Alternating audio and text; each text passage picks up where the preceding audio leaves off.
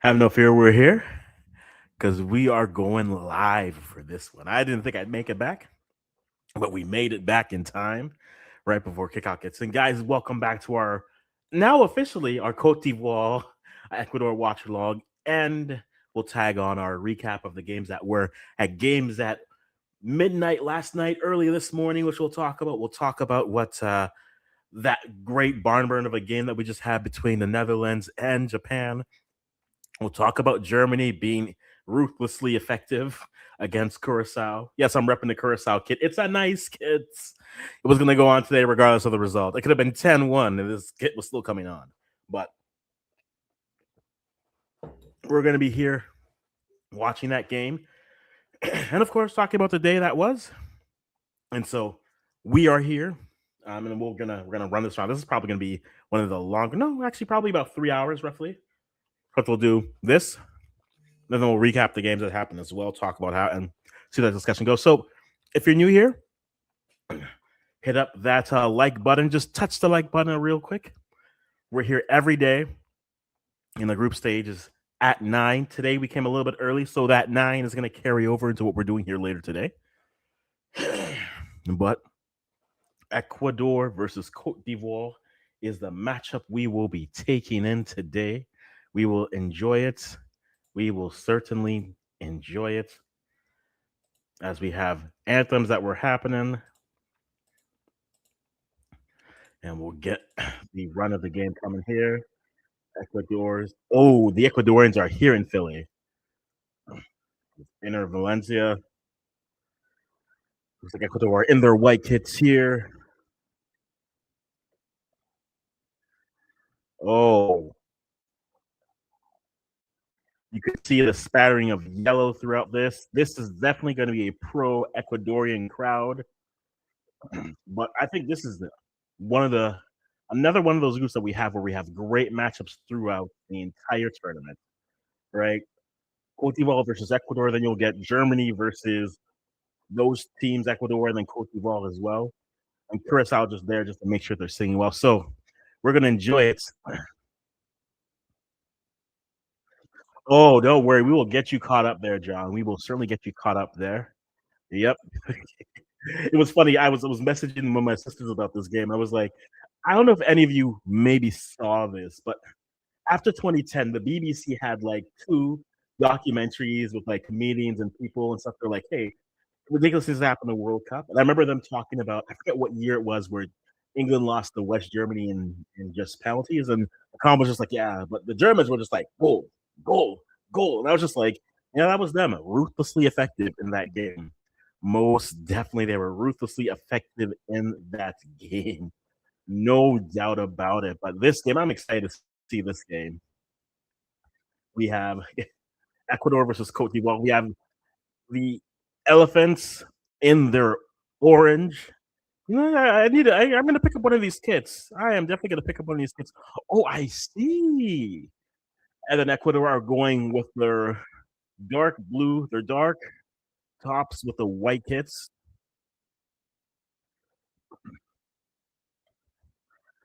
This is very interesting. I think I had this group going as Cote d'Ivoire topping this group with Germany in second and then Ecuador in third. That could go in different directions. I'm sure. I am sure that can go in many different directions. This is true. No, it was 2014. I've never seen. I always tell the story. I was at university, and I remember I walked from one computer lab to the next, and the score went from 2-1 to 5-1. And I was confused. It was so bad. Like I've never seen so many distraught people in front of computers watching the game. And it was not like they had a TV. Everyone was on their computer watching the game. You're like, and you just I've never seen so much sadness in my life of just silently watching and just seeing. I saw so many tears that day just rolling down their face. But yeah, Germany sees a a blue and yellow kit, and they're like, we are going to give them destruction, nothing but pure destruction, and that is where it is. So we're gonna keep an eye on this game, and then any pause in the action we can get, we're definitely gonna talk about the games that we're going for sure. Most definitely still got Cote bringing the ball, but I mean, it's gonna be such an interesting battle of the midfields, right? You have Moyes, Caicedo, you have Pessier and others, hands up, hands to the chest, but we will definitely keep an eye on this game because this is the game that we are all looking forward to. Most doubt, no doubt about it for today. I know there's other games coming today, but this is the one I had circled. This is certainly the one I had circled here. So here we go. I'm about 20 seconds behind here on this feed here. So as I give some commentary, please understand that. For sure. Yeah, John, that's true. Whenever the World Cup is back, I always find the African teams interesting for some reason. Maybe it's because I don't see them as much. It's true. Right. Up until next year, not next year, in 2 years, most only the Asian Cup will be outside of that summer window. Right. I think this year with AFCON happening out, that was a great window. It started in December, finished in it was finished just after in February. It was a great. I mean, unfortunately, the ending of that tournament is gets all the headlines, but overall, it was such a good tournament. But African football is really always so out of the way, just due to time zones, due to everything, right? And so I think that's what really creates those moments as we have. Oh, that clearance Ecuador at the top puts it, cuts back inside, puts a shot out, and goes wide. It goes wide. First shot in for Caicedo puts it wide, and it's going to be a very interesting battle of the midfield, no doubt. Yes, I remember back a few years ago, Cameroon had a big run in the World Cup and surprised everyone. Cameroon had a big run. You had last year, last World Cup on the men's side with Morocco in 2018. No African teams really made a run. 2014, Algeria making the round of 16. In 2010, you had Ghana, and then before that, you had the Nigerias and all those. Like Morocco was the first side to make the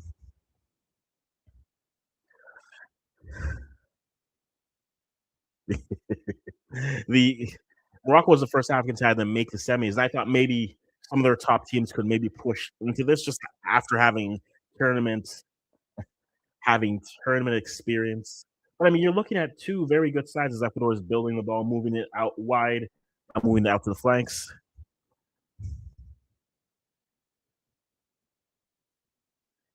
Put away, but then won by Cote d'Ivoire. They're looking to build, trying to build off, but nothing coming. Foul going down, and we have a free kick, and that's something. He has a hard tackle on Ener Valencia. Just making sure he's felt out there for sure. Oh, most definitely. Most definitely. I love a good dynamic color. I love a good dynamic color. Kessie definitely making sure his presence is felt in the midfield. Captain on captain crime on action.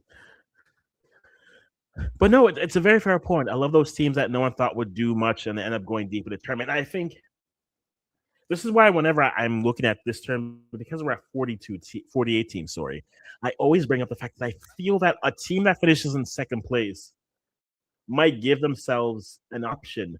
First place to third place, we might see some upsets. Yes, I'm not predicting it because it happened in the U17 level, but just looking at how the European teams have looked so far, only really one European team has looked convincing. Right? You can't really take that away from 7-1, right? But the Netherlands gave away gave away a late lead when it came to Japan. You saw Switzerland give up a lead late and give a draw against Qatar. Bosnia did the same thing against Canada. The thought process that we put out a short of it here on this channel, just maybe it's going to take them a game or a week just to get acclimatized to the space. But no, I think for sure we're going to see some teams that find themselves in the space where maybe they're not finishing top of the group, but be able to find form with the right matchups because there's going to be top teams regardless, but it's getting the right matchup as we have Cote d'Ivoire starting to build up on the right, getting the ball out wide. Diamande with the ball back in the middle. Pepe with the ball. This is definitely, if it wasn't clear, a pro Ecuadorian side. So there is yellow, there's scatterings of orange, but it's basically yellow. Bad layoff and back to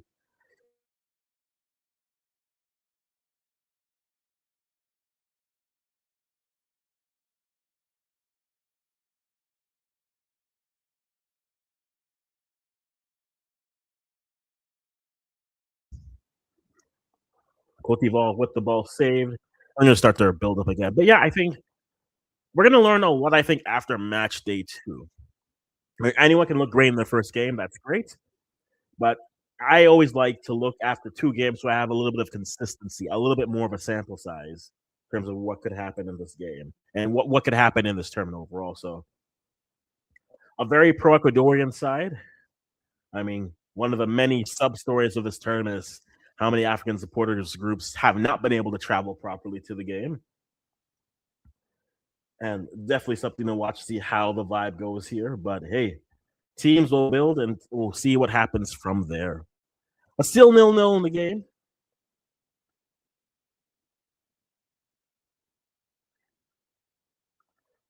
Well, they try to go through the middle, but it's intercepted there. So it's still now you have Ecuador building a little bit from the back. I mean, this stadium, I think this is the link, but Cote d'Ivoire definitely dribbles through the middle, but one too many touches. Cote d'Ivoire with the ball, foul coming back, and you have a free kick coming for Cote d'Ivoire. Still 0-0 early in this matchup.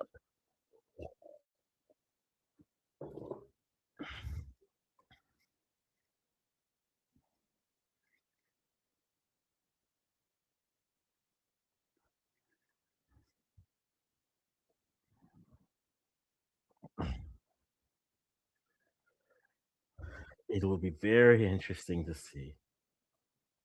But the point, I bet this will be a lesson for other countries who hope to host the World Cup in the future. Don't do a tandem thing with other countries. If you have the means, just do it on your own.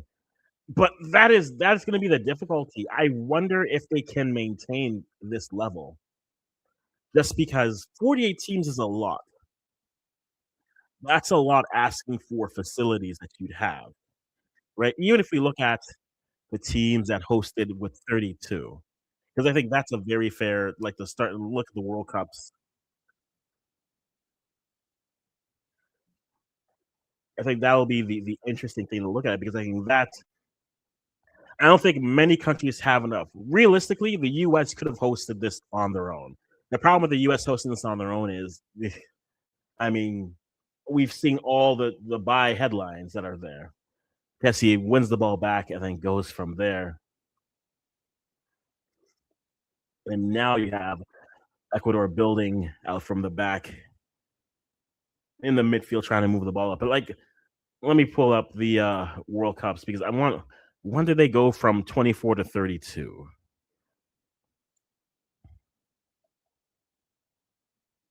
Right, I think 90 is the last year they go to 24.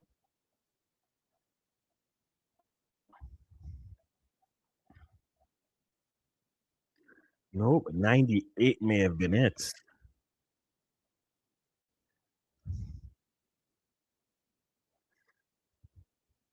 Yeah, so we've had a 32 team World Cup since 98,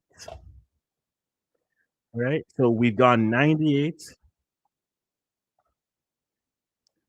all the way to 2022. So 98, 02, 6, 10, 14, 18, 22. So we did 7 tournaments at 32 teams. And within those 7 tournaments, you're looking at France, who hosted. You had the Korea Japan dual host. Germany hosted on their own. South Africa hosted on their own. Brazil hosted on their own. Oh my goodness. A place and put over the bar. How? Enter Valencia. You won't get an easier chance than that. Defender slips. He has all the time in the world and he puts it wide. Still nil nil. Still nil nil. Just raises it. He's trying to go top bins, left near post, but puts it over the net. You do not get that any easier chance than that.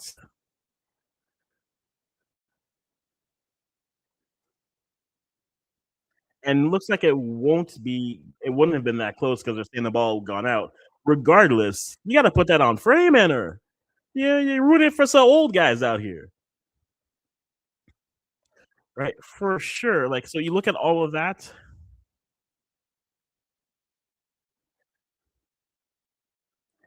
Yeah, the facilities is ultimately the problem that it's going to be, right? Facilities, yeah, definitely. And the Canada point is actually no, actually. No. So by definition, the minimum capacity for a World Cup is, I believe, 40 to 45,000. Right, I believe it's 40 to 45,000 is the minimum. And so, if that's the case, Canada technically would have the facilities to do it. The issue would be we'd have to retrofit all of them to grass. So that's where a facility conversation with Canada is a problem. Canada has facilities that could host, they don't have grass facilities, right? And that's where it's always a problem. Because if you look at, I have this site ready to go.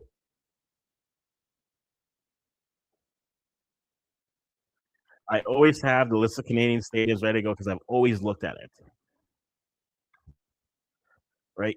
In terms of stadiums that are plus 50,000, Canada has three: the Commonwealth, Olympic Stadium in Quebec, or Stade Olympique, and then BC Place.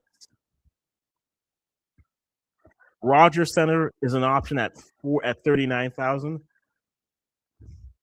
Like if you take all of the, that's the reality.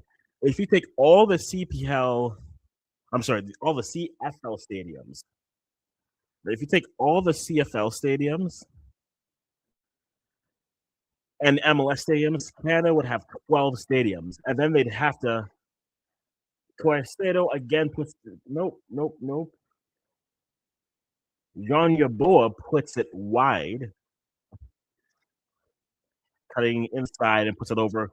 Ecuador, like you said, John, have been the more dangerous side for sure. But facilities wise, that's where the problem with Canada would be, right? So I remember when all the talk was Canada should host it, and my thought was like, Canada can maybe take, if they really try to, easy, three easy solutions, right? You have Commonwealth where you put grass there. You take Stade Olympique and you put grass there. Easy place already putting grass there. Anything else, you're disrupting. You're already disrupting the CFL season, right? For the spots that they are, right?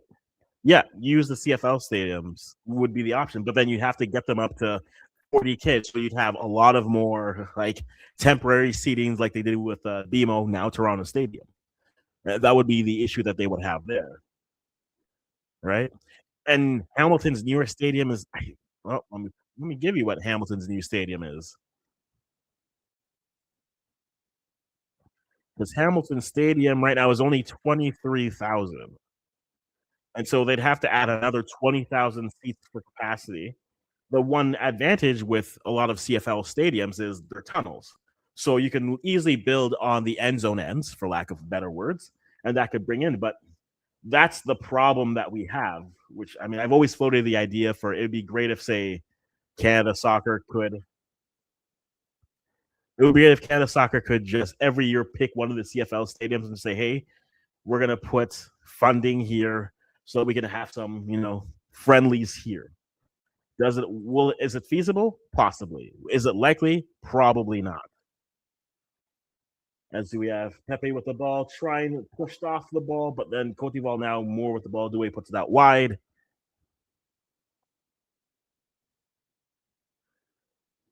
Diamande puts it out wide. You have the front shot is blocked and cleared. Cote d'Ivoire with a nice little spell of on the ball there, and we'll see how it goes.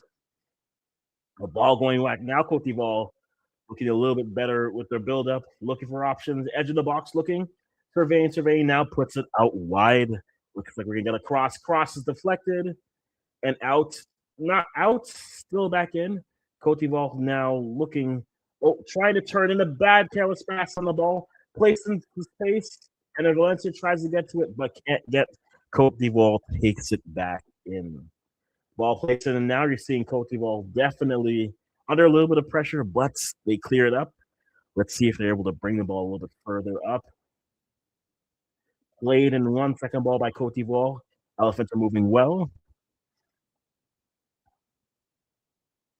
A pro Ecuador crowd just gets here, puts the ball in. Ball shot wide and just off of the post. Just wide of the post. Everyone's asking for a corner, but they're not going to get it, it feels like. But Diamande gets the ball, puts it wide. Yeah, just a very nice spell for Cote d'Ivoire there. And yeah, there was a touch, but they're not gonna, they'll review for a bad. They'll review for a bad yellow card, but they won't check that. But I don't want them to check it. Just let the game flow. No need for stuff. Yes, almost a perfect part. Ecuador goes direct, trying to go, but too much dribbling on the ball. And now Cote d'Ivoire are starting to break the other way. Now, in a more up and down game, Cote d'Ivoire are just stretching their legs a bit. They want to play this game up and down. Let's see what they can do here. Ball placed in the middle. Fofana with the ball out wide. Pepe puts it out wide. Diamante with the ball. Looking, surveys nice. Quick flick and save. If he gets more of it, maybe he gets fivefold, but it's the save. Cote d'Ivoire certainly looking better now after that stretch to start the game. Certainly looking better. The Ivorians are looking good. Yes.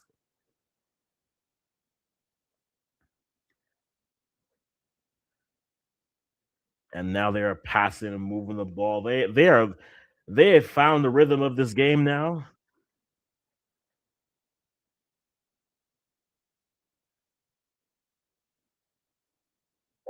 Deflected out, and now going out for a corner. Right now, Cote d'Ivoire really have a better grip on this game, and unfortunately, as the commentator I'm listening to saying, we're gonna have a hydration break soon to break the momentum that's going. But corner coming up for the Ivorians. Let's see what they're able to do here. Definitely great chances on both sides.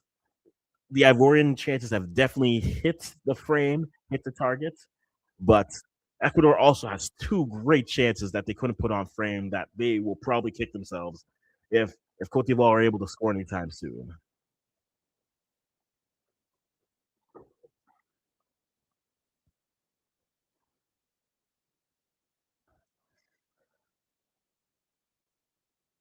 And there's a halt because you have a player down.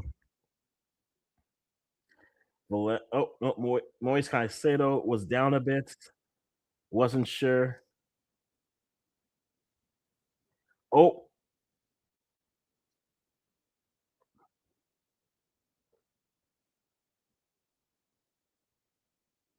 yes, that is a thing. That's a very interesting thing. Any player who goes down for injury has to go off for at least a full minute. And this now changes so don't try to break the flow of games. And so now the Ecuadorians will have to play a minute down a player who feigned injury, who not certainly one of the few things I've liked in terms of the change, in terms of continue to build the flow of the game. They are that and long throws, but there's definitely a clear way to game the system on throw-ins. Just don't touch the ball. Make sure everyone is set. Don't touch the ball, and then once everything is set, then you pick up and get it going for sure.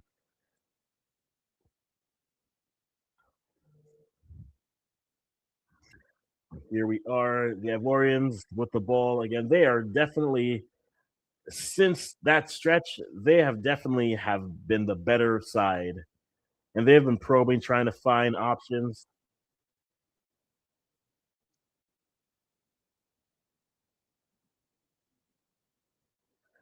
Caicedo's still not back on it. This is definitely another thing we'll watch. Yeah, this World Cup continues, but Caicedo waiting to come back in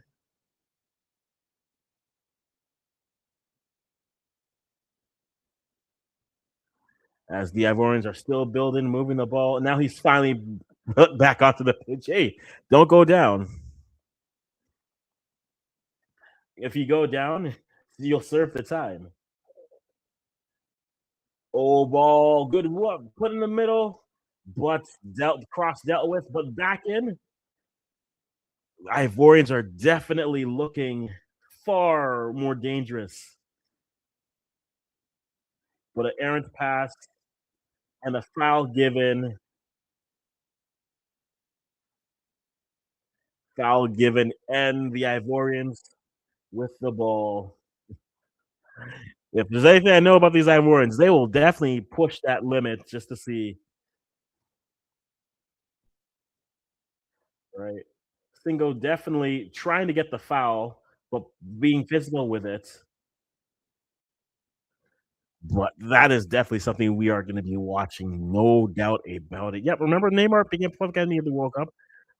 Yeah, look, he was using the system that was there, and so hey, until the rules change, you play to the line and use every advantage that you need.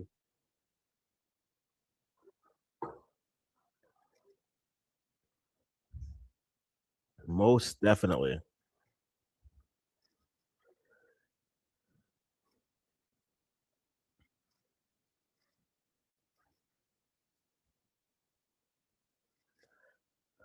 But let's see what Ecuador does. They go direct again, letting the ball bounce and badly dealt with.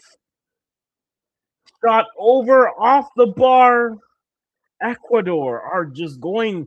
Ivorian defenders are just not playing the ball well. They are not playing the ball well off of these directs, and they have just let themselves have great eight opportunities against them. Caicedo tries to turn. Caicedo turns again, sets a strike, and goes wide.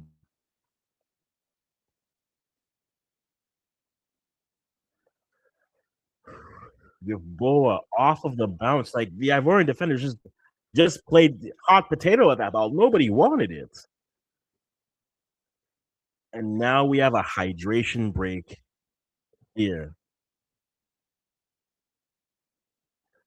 No, yeah, that definitely did happen. Look, the Ivorians definitely played to the line there.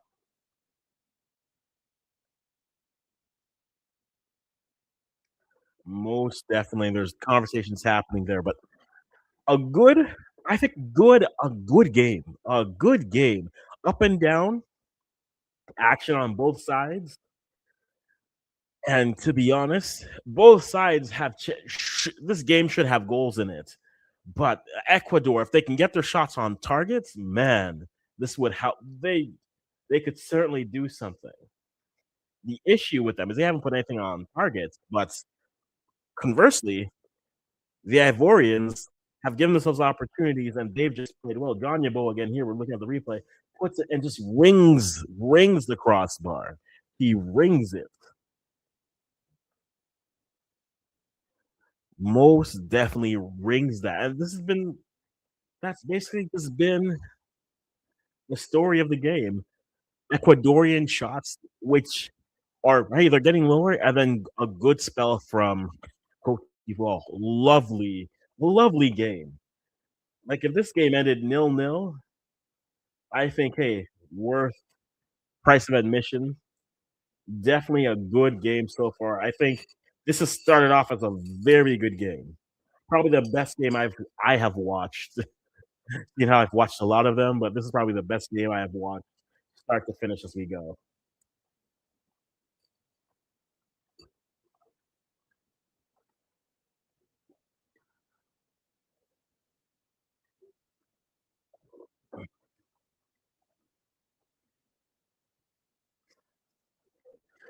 Yeah, no, see, commentators are talking about hydration breaks, and you guys let me know how you're finding this game. But I've said it before, and I'll say it again. I feel that hydration break. I don't have an issue with the idea of taking a hydration break, but it should be at the discretion of the ref. It shouldn't have been placed in immediately as the game, right?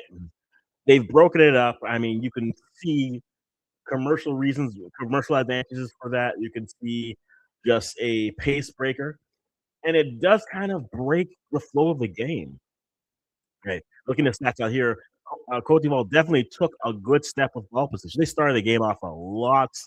They were behind the eight ball in terms of possession, but they really, my goodness, this has been those first 20 minutes felt like the first 8 or 9 were Ecuador, and then the next 8 to 9 was Cote d'Ivoire, and then Ecuador just kind of took back another step onto it. This has been just good, a lovely start to this. A lovely start to this as we get the restart going right here.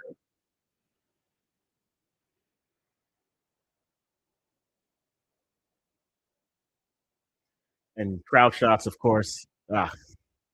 Love to see the fans. Love to see the fans, whether they are funny still.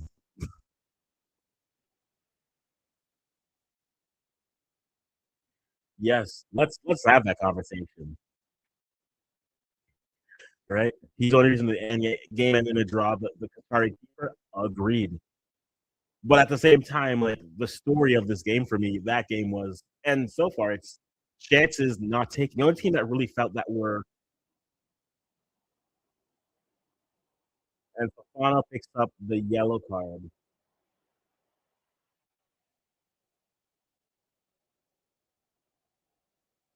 So first yellow of this game goes to Ecuador. I wonder if they go direct or they go to build up. Looks like they're going to go to build up.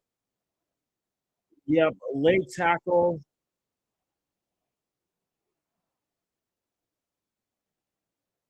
A nice last physical challenge for him. Yep, Ecuador. Portugal definitely trying to take away any rhythm that Ecuador can have building up, but let this game run. Like it's gonna have its ebbs and flows. It's certainly going to have its money's worth. There's no doubt about that, guys. Still 0-0. And again, if you're here, just leave a prediction down there in the chat. Tell me what team you've really liked so far in this World Cup. And if you like, what you're seeing from here, leave us a subscription. Just hit that subscribe button, turn on notifications. We're here every night at 9 after every World Cup game to talk about the games that were and then also have the game that is on or coming up afterwards. We just came a little early today because, hey, we weren't going to miss this Ecuador Cote d'Ivoire matchup here. Appreciate you all for being here on this channel. This is Shape Football. We do primarily Canadian African content. So if that's what you follow or that's what you want to learn more about, hit that subscribe button. Go through the many videos that we have here on the channel. Nice cross, but dealt with by the keeper well. We also used to be known as the Africans, so African Canadians, but we changed our name because Africans is also a sub group of South Africans. Turnover by Ecuador. They have the ball, puts it up wide. Can they get a shot off? I say looking, probing, puts it out. Still edge of the box. Nice ball pass. Off the crossbar. Ecuador snake bitten. They are snake bitten off the crossbar. Yeboah lays it off.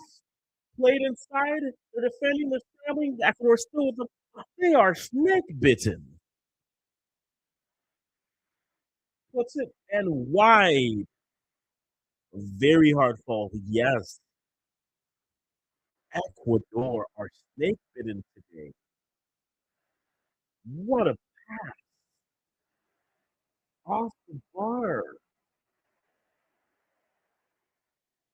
Caicedo passes this game. This game is action. This is nonstop total action. I was about to say TNA there, but this isn't scripted. Ball bounces, try to win, tries to play it over, but dealt with by Ecuador. Now Ecuador building back. Yes, the chances are flying here. This game, just for entertainment value, this is the game for me. This is the game of the tournament so far. Just so if it keeps up this pace, it's the game of the tournament so far. No doubt. Yeah, Cote d'Ivoire with the ball trying to turn. Ecuador with some good pressure. And Roman coming for Ecuador.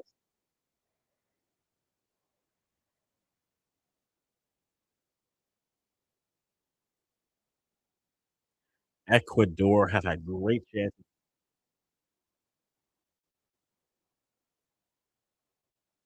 And this very pro Ecuadorian side is really cheering this team on.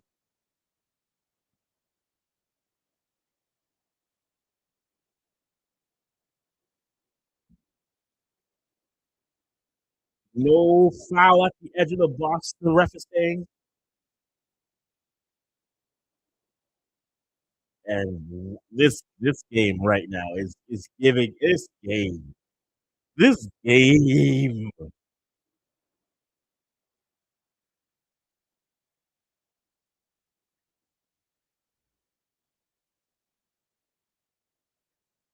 tries to go deep, but Ecuador retrieves it, and we're back to them building. This game, guys, if you don't have it on, I'm glad you're here with me. But this game is end to end action. Cote d'Ivoire gets the ball now in the attacking half, played back into the middle. Kessier looking, probing. He's gonna work the ball a little bit out wide. Back to Fafana. Ball played. Diamande looking passes. Kessier rolls it out. Shot goes wide, and we have a goal coming for Cote d'Ivoire.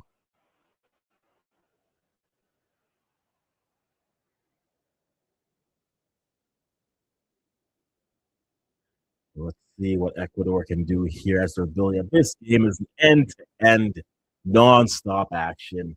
Here's Ecuador building on the left. Agreed.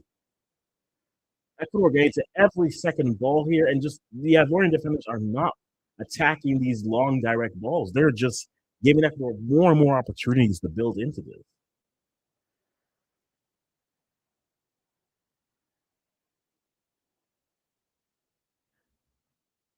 Ball played out. Caicedo puts it in the middle, probing. They go out wide. Can they do something with this? On the inside, but a bad first touch, and the Ivorians gain the ball back.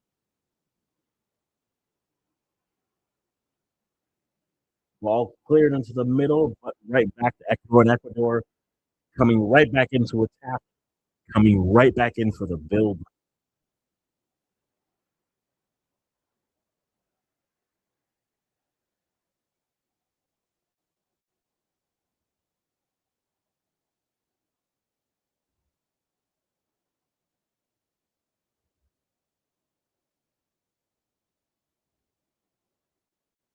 Walker with the ball, tries to take it to the middle, tries to go out wide, which they can. Diamande has the pace, gets by his man. He's coming through, crosses it low, right in the middle, shot blocked, tries to turn, and now it's going for a goal kick, but again in a flash. The Ivorians can turn one transition moments of blocked shots. That's the story of this half. 11 shots so far in this game, one saved by the keeper. Two crossbars, and two crossbars, three blocks, and so many field goals to use it. This game is This game is feeding me. Just the action is just feeding me.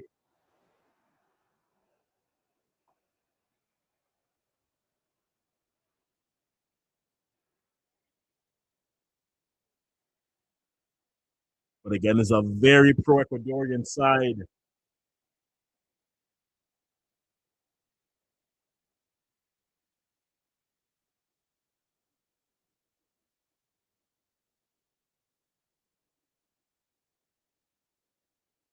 And now the Ecuadorians, now the fans are really trying to will their team on here.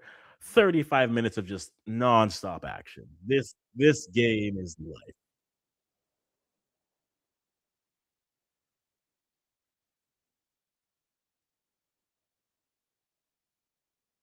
As we have the goalie goes direct again,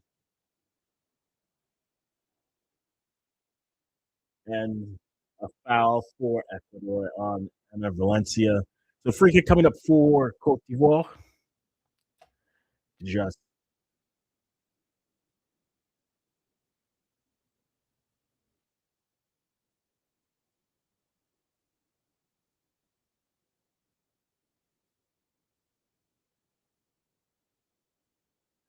so we have the Ivorians go direct wide, but it's won by Ecuador, and Ecuador gives the ball back, and they recycle to restart on their build-up here. Still 0-0, but action on both sides. Action on both sides. And a foul. Due gets the foul in. Mende goes down. Free kick coming up for Ecuador. Definitely trying to break it up. It's an interesting choice that which team decides that they need to take the air out of this game because both sides in transition in any point are creating great chances, but great defending and terrible striking has left us still at 0-0. But fully entertained, I am fully engaged. I am.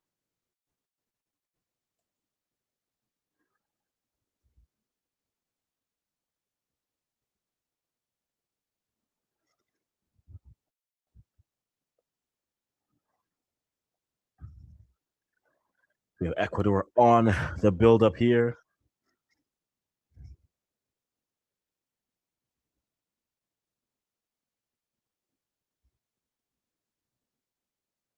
And Frank Kessier now picks up a yellow card. So now both holding midfielders.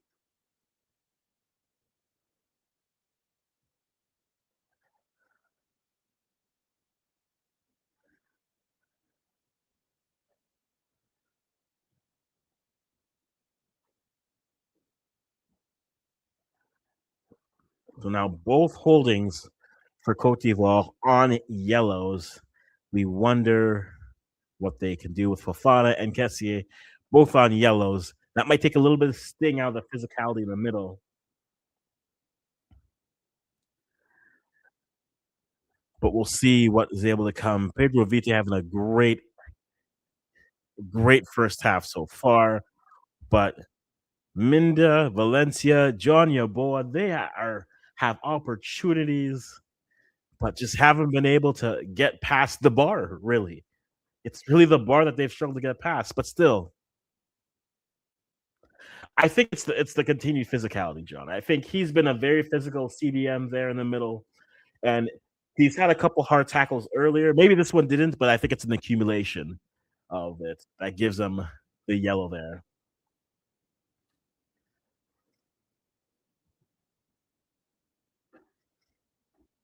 There you go. Ecuador going out wide. Enter Valencia. And now Enter is,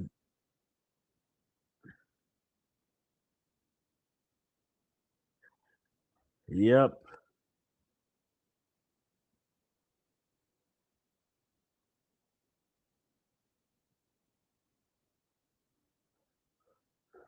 Throw one, but just a foul, no yellow.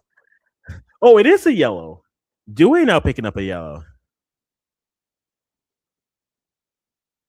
Right now, the Ivorians are they're definitely in the heads of the ref as getting physical yellow cards.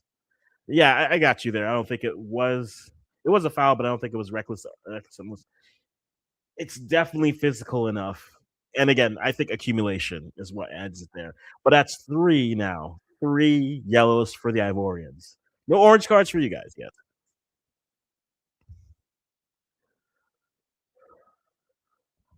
Let's see what Ecuador can do on this free kick.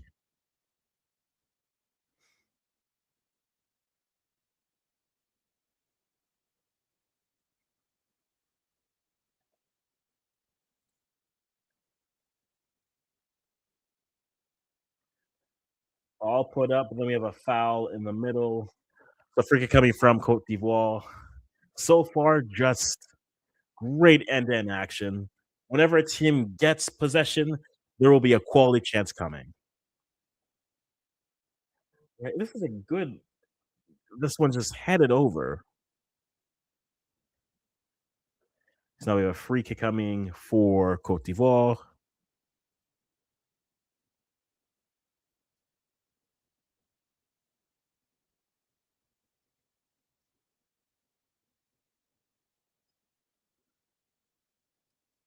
Ball tried to go over, but then won back by Ecuador.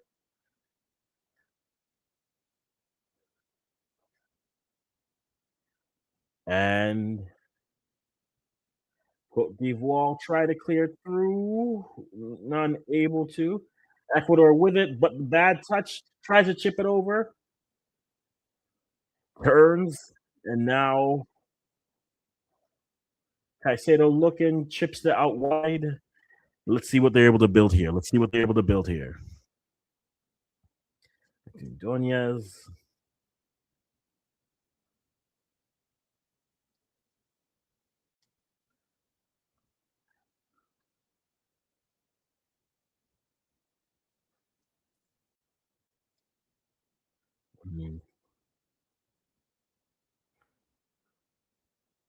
Deep throw coming in for Ecuador. Ecuador now on the ball here. And they've, again, when they're on the ball, they're probing, they create chances. But whenever the Ivorians get the ball, they create chances as well. This is a good first half. Chances on both sides, no doubt. And here we have, like I asked earlier, I wonder which side tries to settle this game down a bit. It feels like it's Ecuador.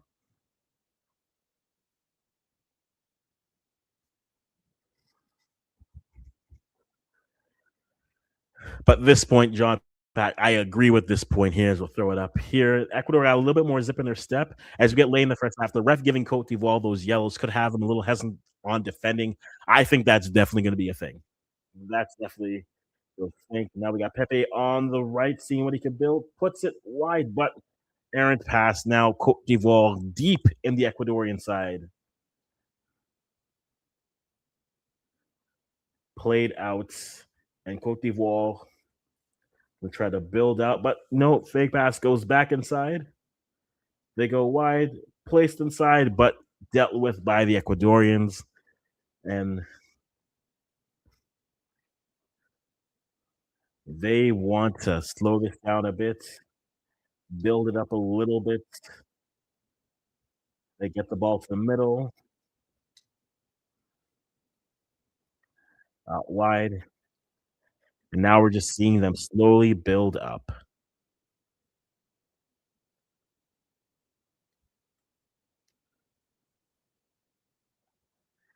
They go down the right flank, ball out wide.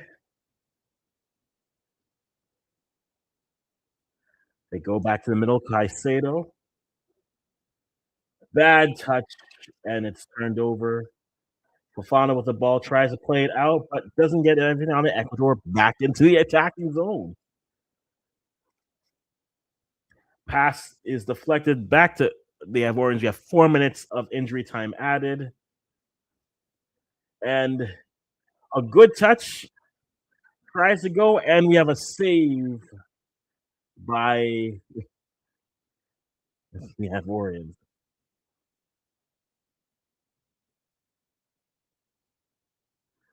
Yeah, he goes direct with a chance. I think maybe he could have gone make someone commit to you in those types of situations, make someone choose. But a minimum of 4 minutes coming into this half, the 3 for the hydration break, and then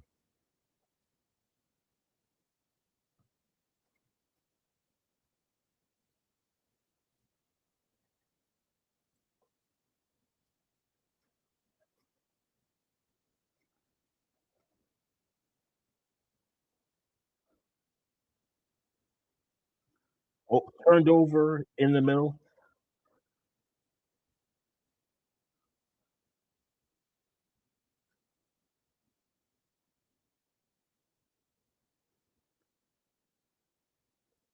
Ball played out wide. Diamande with the ball out wide. Then 2 men on, beats his man, crosses it low, and we're gonna have a corner coming up for Cote d'Ivoire. When Diamande has gone to the ball, he's created. The only problem is he hasn't had as many opportunities.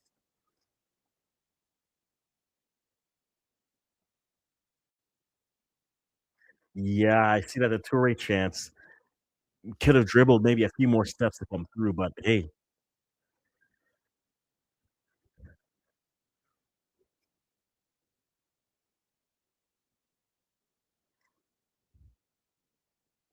here we go. Nicolas Pepe on the corner. Here we go. Off, deflected, played out deep again. Pepe looking, ball chipped in, headed, a strong header, but over. Wilfred Singo with a good effort on it, has the pace, but too much height on it. Oh, he goes bicycle. Try the bicycle. I see that there.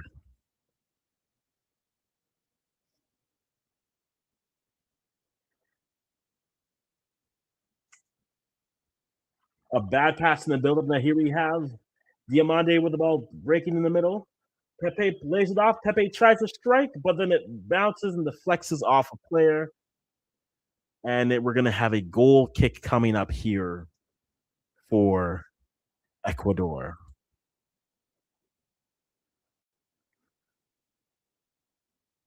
But again, the chances on both sides.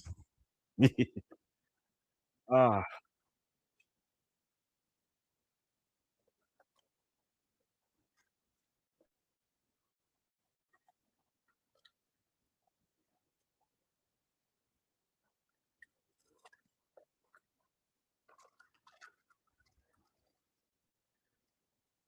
here we go, Diamande, and a foul in the build-up.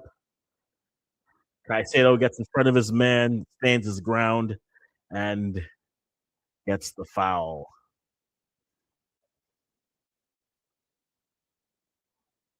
Frank Kessie going down immediately.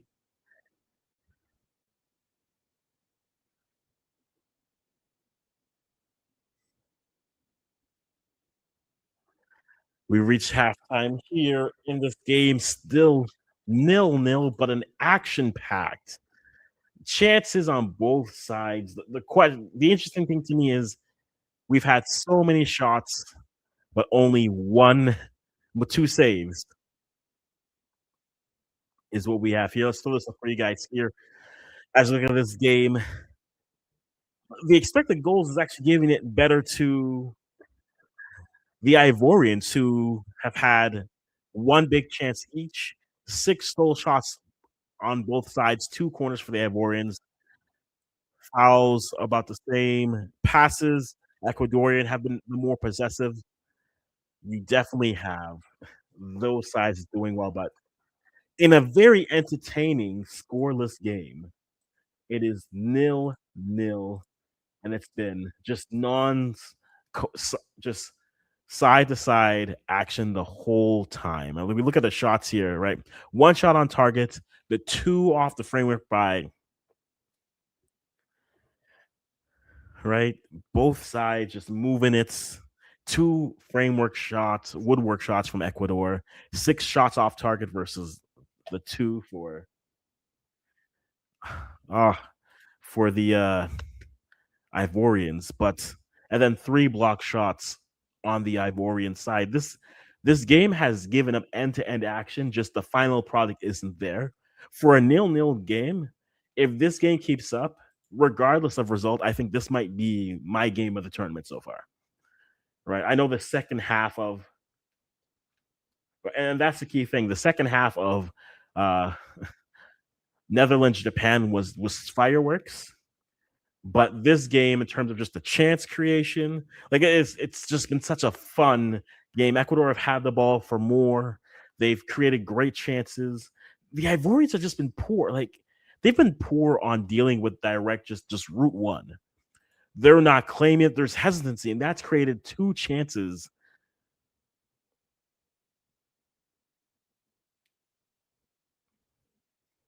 It's just remarkable just how the game is. If you look at how the players are rated, right? Singo and about Agbadu, like I've not liked how they've attacked direct balls. It's just been very hesitant, and that's created the chances for Ecuador just moving the ball in, right? Moments here, it's just been they've just been hesitant, and I think that's created some of those opportunities coming against them. On the flip side, the other story of this game to me is just three yellows but Fafana and Kessier with yellows, and then Due picks up a yellow. That's definitely going to be something that we'll be watching as the game goes on. I'm sure there'll be looks to either getting more bodies into those spaces. But Diamande, I think, for Cote d'Ivoire, when he's gotten the opportunity to be on the ball, he has created crosses. He has created movements. He's got to the byline. He's stayed wide. He's beat men with pace. He's beat men with dribbles. Yandy Amande has been dangerous for them. They just haven't been able to figure it out. Just the block shots defended by Ecuador has done well. Conversely, I know Pedro Vite is the highest ranked player here, but look, between John Yaboa, Ener Valencia, Minda, they've had a chance that they just have not landed where they needed to land. I mean, so far the story for Ecuador is just shots on frame. If they could get shots on frame, they've had glorious opportunities, right? Ener Valencia had one. You had Caicedo had one. John Yabo off of a direct ball that was mishandled by the uh, Ivorian defenders. Those chances are there for them. They've had big chances, but just haven't been able to finish it, right? But Yeboah's had two shots where he's tried to curl top bins, and first one goes off. But then the second one, they're showing the replay on BBC here, where the ball isn't dealt with. He gets inside, he lets a shot go, and it just rings the bar. If they could just get shots on frame, they this game could have been 2-0. Conversely, if those two shots aren't blocked on the Ivorian side, this game could have easily been 2-2. Like this game has goals that are missed on all sides. Caicedo puts it back, and then you have a nice run here by Minda, and then he just chip. He tries to lifts it too high, goes off of the bar. There have been chances on both sides. It's just I've enjoyed this game. Like again, if they keep this energy for the whole next 45, this is my match of the tournament so far, or of at least of match day one so far. Yeah, very entertaining. Both teams playing pretty well. No goals, but I would say that's more because the quality that both teams are defending within their own box. I'd say the Ivorians haven't scored because of how Ecuador has defended.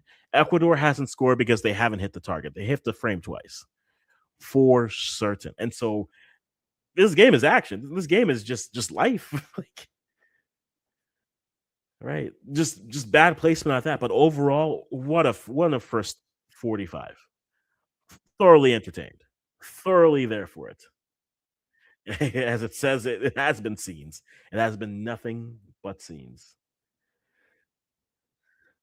And again, we've seen Ecuador, not try to play too fast. They've had the ball. They've either decided to go direct or try to build up, and they've had chances. When each side has gotten the ball, they have been able to create opportunities. Just Ecuador can't keep their shots down, And on the same side, right, Toure gets the ball out wide. He puts it wide and can't gets it through for Cote d'Ivoire.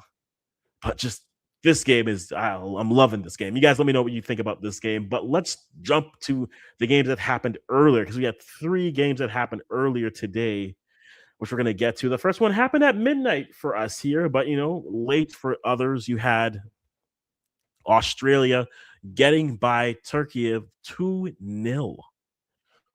This game was the most Australian game that you'll get. Australia scores in the 27th minute, and then again, if Australia came to CONCACAF, they would out CONCACAF sides. They really would. They would sit back, they would defend, they would create trouble with how they defend, but their link up play is just killer. And it's just been ideal, right? You had Metcalf in the 75th, and then Iran Kunda in the 27th minute. Like the stats of this game say a different story. This game, again, Australia isn't going to be a side that tries to play full football, especially against sides where they see the talent. They're going to, this is what they are. And the thing is, there's a degree where you look at them and you say, you can't keep getting away with this. Nah, they've almost mastered this. And they have the right players to do the best. A solid game by the goalkeeper as well. I have to give it up for Beach here. He made save after save for the Socceroos. And defensively, as you can see, just a solid game for them. Toure didn't have the best of game, not as much on the build-up and options for him, but I'm not I'm not disappointed with that how he played because ultimately you look at that player, that link up needed to be but they got the goals that they needed. And now for them, they're sitting on their group with the US. They have they're in second place because of goal difference. Their next, I thought it would be US versus Turkey, and I still think that'll be a good matchup. And I'll judge a lot of the US on what they're able to do. But we've seen Australia. The interesting thing with the US with Group A Group D. They have played all three of these teams in friendlies prior to the World Cup. Right? They played Turkey before the Gold Cup, and then they played Australia and Paraguay last year. So there's some familiarity. But in this case, it's a conversation to me of can they now, both sides have seen each other. They definitely will see what comes of it, but both sides have seen each other. So what do you learn? What new wrinkles do you add? How do you attack each other knowing that you are a little bit more familiar with each other?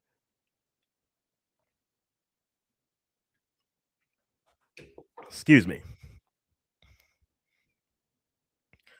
Right, so that was the first game or the last game of yesterday, first game of today. Then we had like Roots, the Autobahn was open. I credit to Steph for that comment to me. Germany saw a team wearing blue and yellow and said memories. That's what they said. They said memories. 7-1. 7-1 is the game. Right? 7-1 is the game. You had goals from everyone. But you knew there was going to be games where maybe they'd be a little bit out, but the possession, like everything matches up with the expected goals. 6 big chances, 26 shots overall versus 8 saves, 4 saves for Curacao, 8 corner kicks for the Germans. Just goal after goal after goal as you came in. All right. You have Mencha with a goal in the 6th minute. And then you had goals coming in the 30th minute by Schlotterbeck. And then you had the penalty coming in by Kai Havertz. Then Musiala scores in the 47th. Then you had Nathaniel Brown in the 68th minute. Undav scores in the 78th minute, and then Kai Havertz finishes it off in the 88th for them. But hey, Curacao, I said this. There's a clip up there saying if you're Curacao and even Cape Verde, though I think Cape Verde might think they can get a little bit more, you need to leave with something. And in this game, didn't go how you wanted, but their first game at the World Cup, this game was tied at one point, 1-1 after 30 minutes, and then two late goals coming for Germany just broke it open. You could see the flow of the game.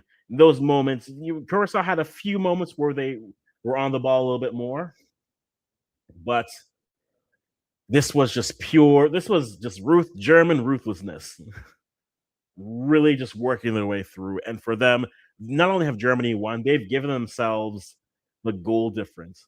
So regardless of what happens in this game that we were watching here between Ecuador and Cote d'Ivoire, they'll have the goal difference unless one side decides, unless Ecuador stops defending or Ecuador finds their finishing boots. Germany will certainly be ahead, and the goal difference is the first, I believe, tiebreaker. So they are going to be fine for sure in that game. It's definitely going to be a thing, right? Haiti was robbed after further review.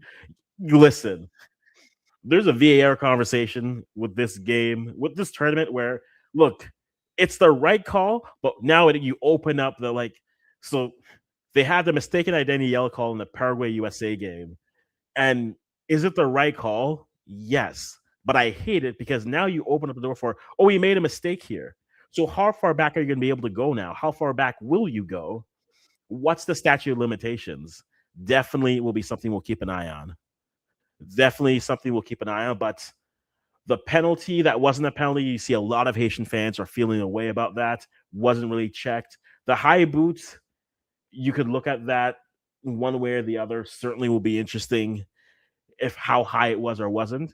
But I'll credit JD with this one. I think Haiti is going to be in their Canada 2022 arc this World Cup.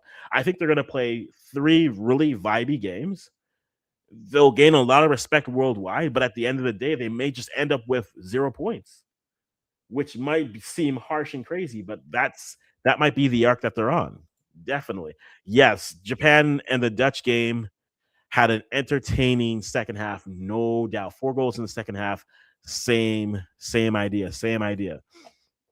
John Patrick says, I get the sense that Australia's strategy tends to be stingy defense, patiently wait for a chance to move forward, and then make sure they capitalize when their opportunities arrive. They are a defend and counter side to the nth degree. That is who they are at their core. They're not trying to play expansive football. They are low block, link up, transition goal, and then low block, link up, transition chance, and then low block, link up, transit. That is who they are. That is who they are. No doubt about it.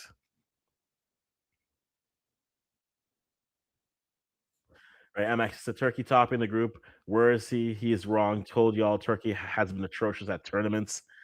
There is a fun fact where this an unofficial joke where whenever you expect Turkey to do something, then they come back and are just like, good. Look, I picked Turkey to top the group too. So right now that's not looking good.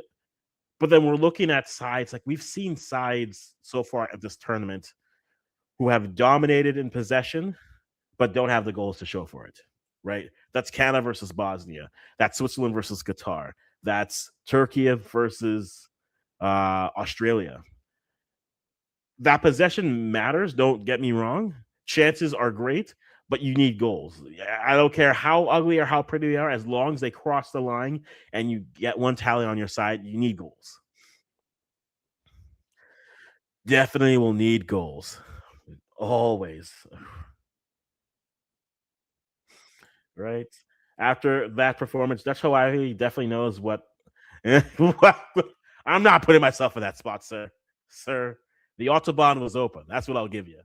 The Autobahn was open. Steph, okay, wasn't robbed. I was right. Australia cooked turkey like it's Thanksgiving. Tournament football, we'll see. Again, Australia's next game is against the US. So we'll see how they can handle a team like that as they build going through. And I know we're getting some players coming back onto the pitch, but let's get to that third game that happened today. All right. We had, like Steph said, a great second half between the Dutch and Japan, giving us a 2-2 game, which, I mean, that second half was scenes, right? Somerville and Van Dyke scoring in the 64th and 51st minute, respectfully, but then Nakamura and then Kamada in the 57th and 89th minute, respectfully. Great games overall. The Daniel Malin worked and didn't work for them. False 90 it with Somerville and Gakpo pushing forward. Right, Reinders was all right, but I mean, if you're the Dutch, this game was ebbs and flows. But then once again, you can see the flow chart of the game. Look right around the chance before it builds up. There's a hydration break. This game, this tournament.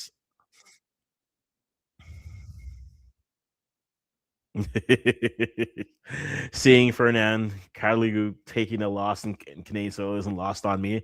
Yes, you remember everyone who rejected you, eh? You're gonna be like, yo, Bono, this is for you too. Listen, this tournament for the tactical teams is basically 4 quarters with hydration breaks. It's really going to turn into 4 quarters for hydration breaks. And if that's the case, who can manage the ebbs and flows in those moments to break it through? Which is why, again, I'll always continue to reiterate this. I'm not against the idea of a hydration break. I don't think it should have been mandated. I think it should have been, look, there are going to be high temperatures. We may have to do hydration breaks within the game. But the ref will communicate that with the coaches when those will happen and work with it. For them to be just full stops, it just basically you're giving advantage to teams that really want to tinker to over tinker, and you're going to see teams or teams who are playing very simple strategies to move in one direction quickly for a duration of time, but then afterwards move off of the other one. But that'll be something we'll talk about afterwards. Here we are back in second half action. And here we are with Ecuador moving left to right on the screen. But let's see what they can build here in a very entertaining Ecuador versus Cote d'Ivoire matchup.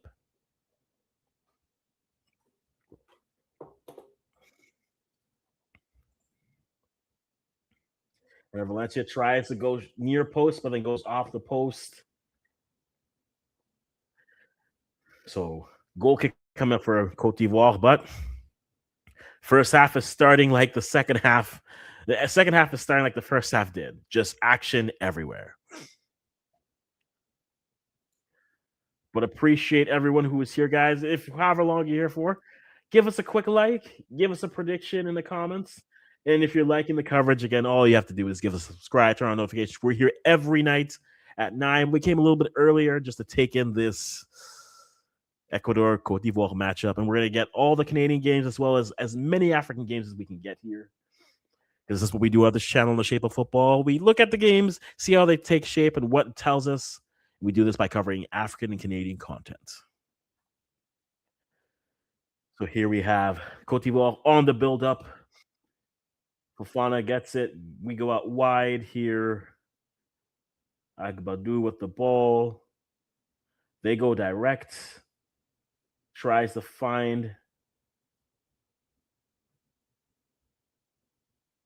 Toure, gets it.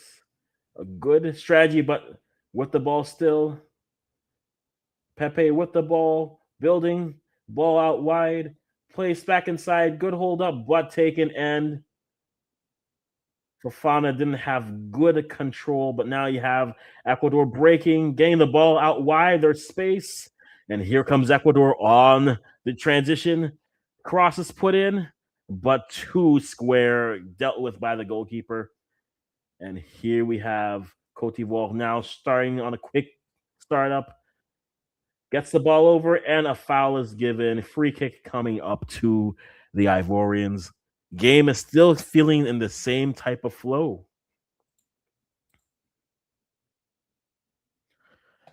Still the same type of flow in this game, but 0-0 is the score.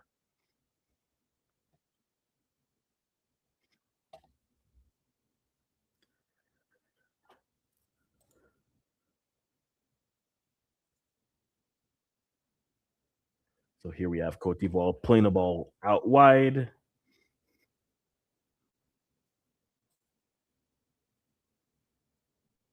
And another throwing coming for the Ivorians.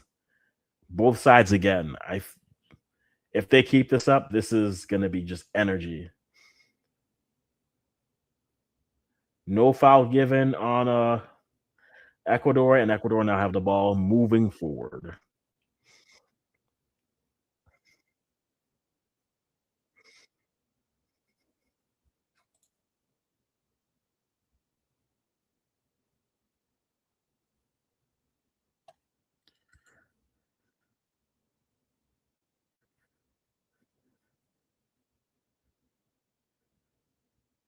Ooh, a bad quick pass out that nearly results in a problem.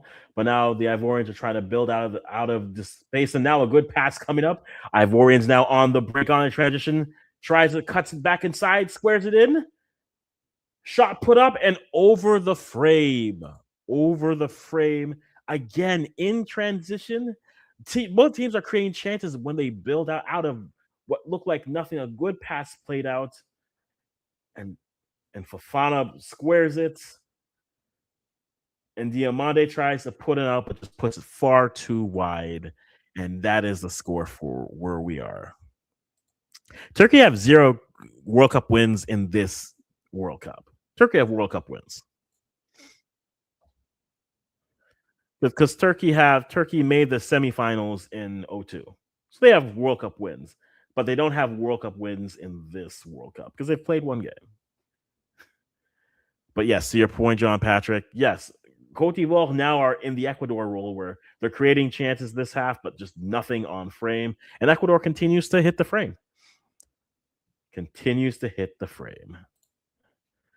Still no score in this game, but the action has been good.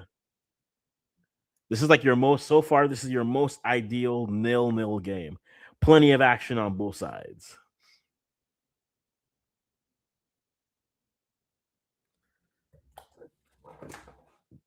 Excuse me.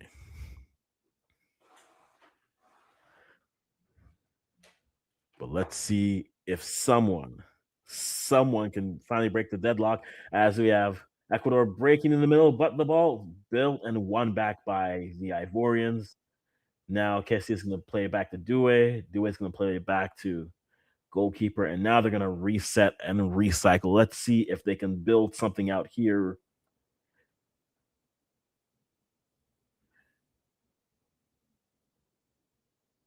A great tackle, but no foul given, and now you have Ecuador breaking back.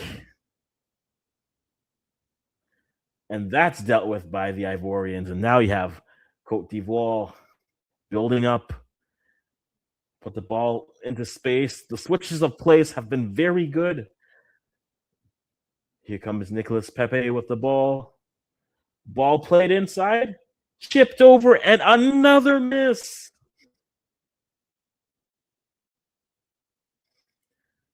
Another strike off of the bar.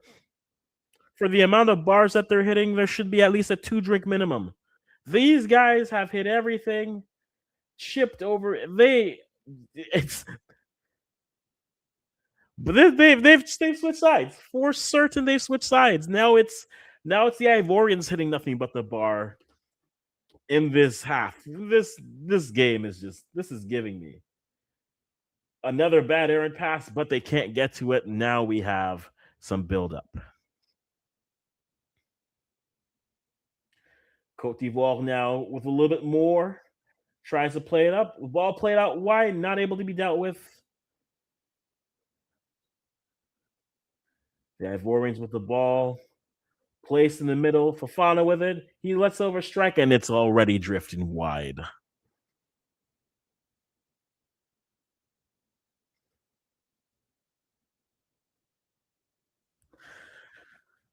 Cote d'Ivoire are having these spells in the game where they're just putting They're putting Ecuador just on the back foot, but they're not able to cash in on any of these chances. And this is going to be a type of game where if it ends 1-1, it's missed opportunities, but someone's going to hit the frame at some point, right?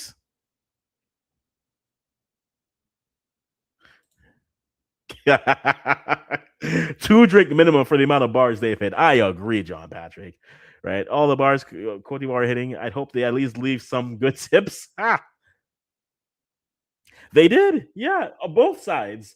So many bars have been hits, man. You think it's like a 2-for-1 specials? Do the ladies drink free? I don't know, but it just feels like this time of the day here.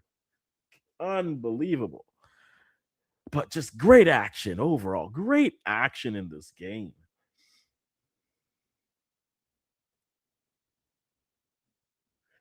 Chipped over the middle, laid off, but too heavy of a touch. One back by Ecuador. It looks like Ecuador is going to reset this, not rush themselves, get their players in their 3-4-3 here sitting. Vite with the ball goes. Now he starts to bring the ball up. But now you're seeing that line. It's not quite high, but that mid so block here from the Ivorians. They are definitely wanting to pick up the pace of this game. Excuse me. But still no score in this very end-to-end high-paced game. Yeah. Oh, here we have a good opportunity. Ball play. The layoff is there. Can they do anything with this chipped over? Headed over and not on a frame, but they're still not over. Again, about 30 seconds late from this. Chipped, turned, shot put on, and wide. Pedro Vite puts it wide, but my goodness, the chances are there. And we're having a substitution coming already. Alan Minda's coming off for Nielsen Agulo. Angulo definitely coming. This is an interesting swap.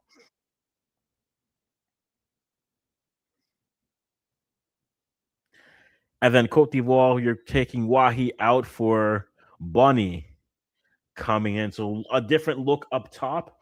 If I'm Cote d'Ivoire, I'm still looking at those 3 yellows and saying one of those 3 have to come off. Ahmad Diallo coming in for Bazumana Toure. So Ahmad Diallo coming in. You know what this means. The United fans will be here. Nelson will probably show up soon.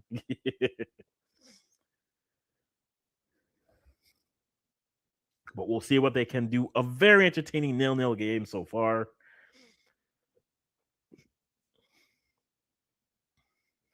But we'll see if they're able to build something here as Cote d'Ivoire start to build up from the back.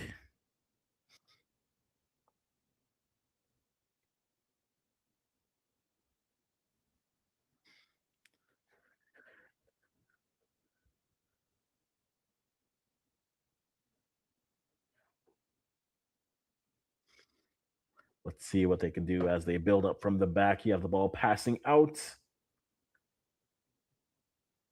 They go down, they go direct into some good space.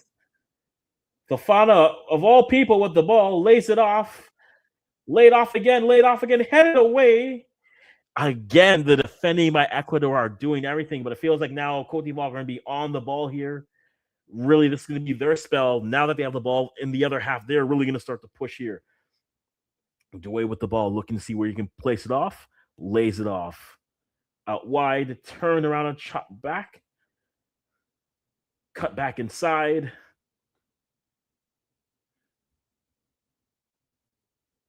A good pass to the middle. Fafana out wide. Yan Diamande gets through. Still gets the ball and skies it. Dribbled his way into a shot opportunity, but just can't keep the shot down.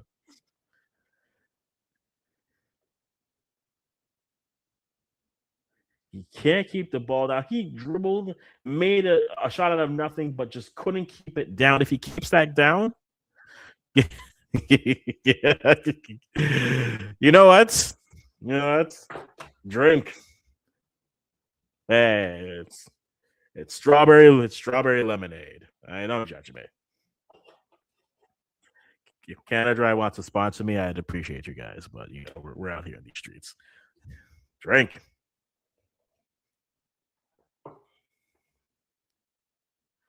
The newest, sir. It's a sensation that's sweeping the nation, sir. Another missed shot on frame. Fafana lays down Yan Diamande. Yan Diamande tries to lay it off.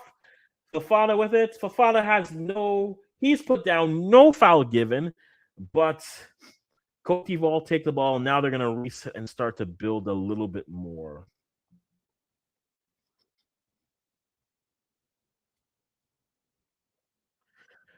Still 0-0 on on a game which has had nothing but bars and shots over the frame. Bars and frames. Frames and bars and frames. That sounds like a bathroom home sense, like the manliest bathroom store ever, yo. Bars and frames. Welcome to Bars and Frames here. We got iron rods here for your windows. We got some other things. We got frames for your pictures of your family, and we got bars for every. That's what that sounds like. The Amande goes left, gets a cross in, dealt with, and now we have a corner coming for Cote d'Ivoire. 3 corners for Cote d'Ivoire so far in this game. Again, Yandi Amade has been dangerous when he's had the ball. Just no one's been able to put anything, on frame. That minor detail.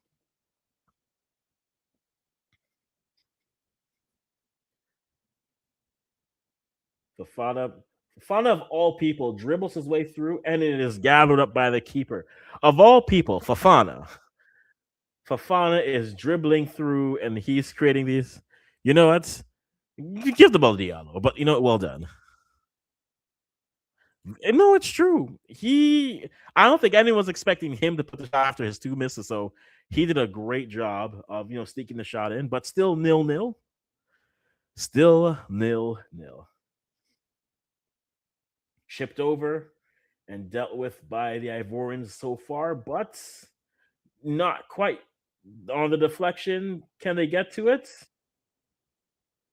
He cannot keep it in. Deep throw coming for the Ivorians. 0-0 is the score, and let me tell you, a few more substitutions coming in.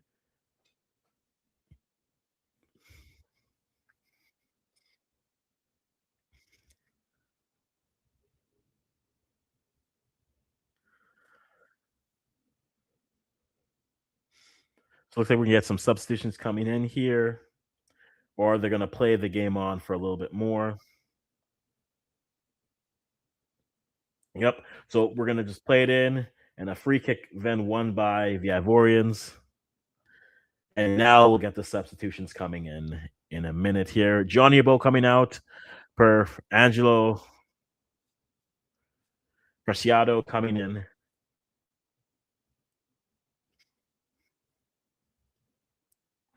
And then you have Alan Franco coming out for Jackson Porozo for Ecuador. Still 0-0 is the game. We'll see if there's any more substitutions coming in. But a free kick coming for the Ivorians.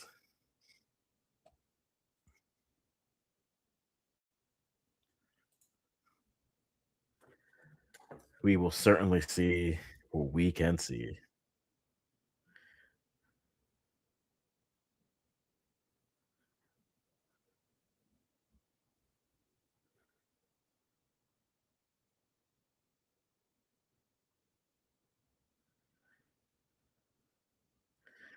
Free kick given, held up well, but a free kick on holding. And so now we're going to have another free kick. We'll wonder if Cote d'Ivoire go direct here or if they wait and try to build out a little bit more, get the ball to Yamande and see if he can create something.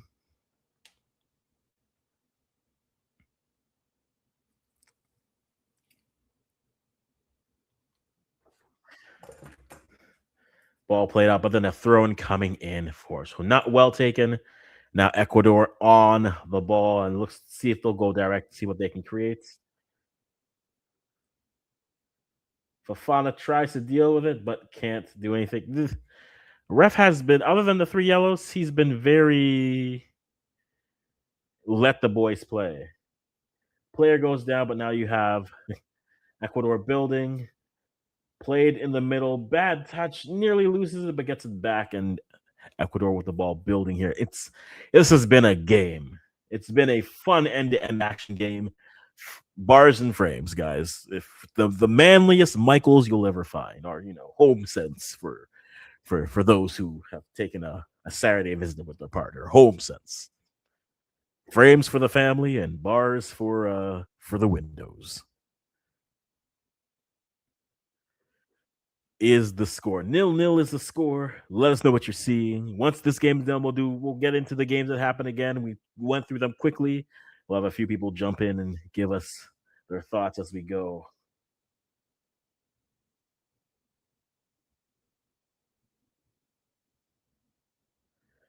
Five-second toss comes in.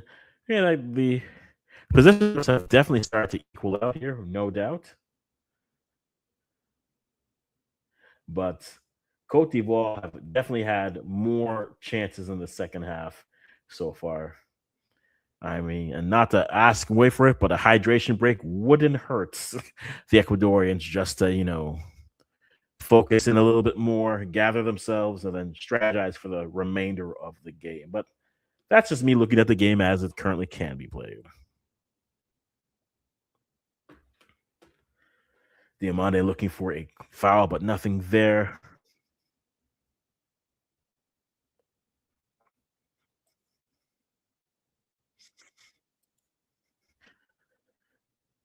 We'll see how this game continues on.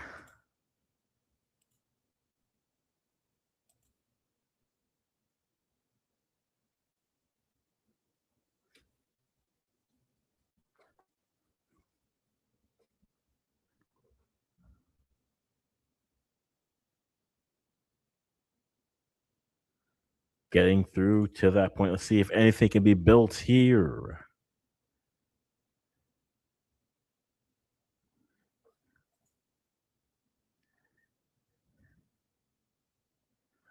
Throwing comes for Ecuador. Perfect.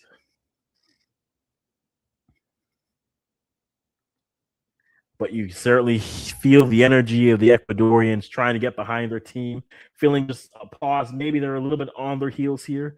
Maybe some of that support can get them moving in the right direction in this good, again, still a good solid second half. But 0-0, as you can see, is still the score. A bad strike, and now the ball's going out for a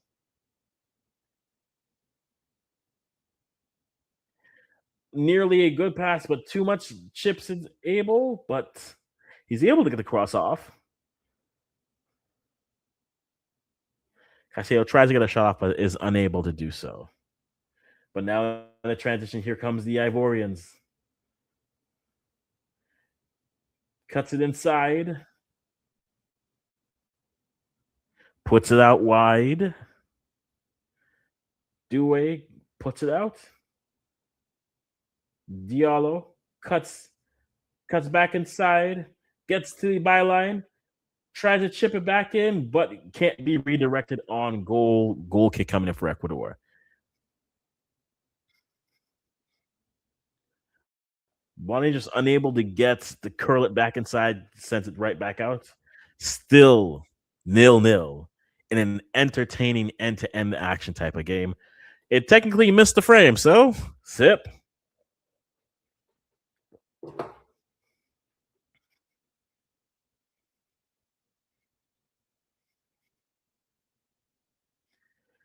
But yes, this second half definitely has felt more on the ball for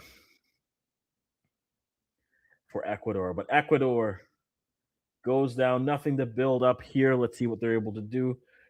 Tries to dribble it through.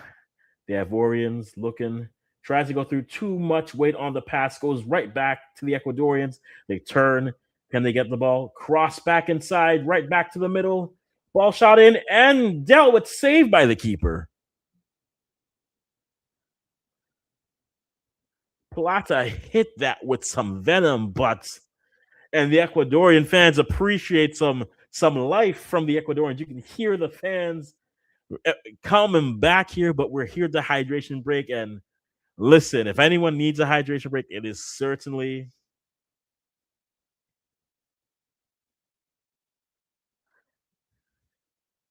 yes. Good attempt on frame. That hit with some venom. Better safe by that. Just when they got a little bit of life, they get to recoup a little bit and just you know, recompose themselves here. But in the second half, that's been very much Ivorian. Elephants have been trudging along in this half. We're waiting to see if maybe uh, a goal will find itself here. Maybe.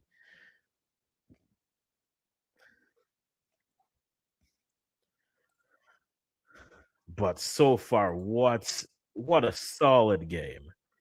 This game has had chances, bars, frames,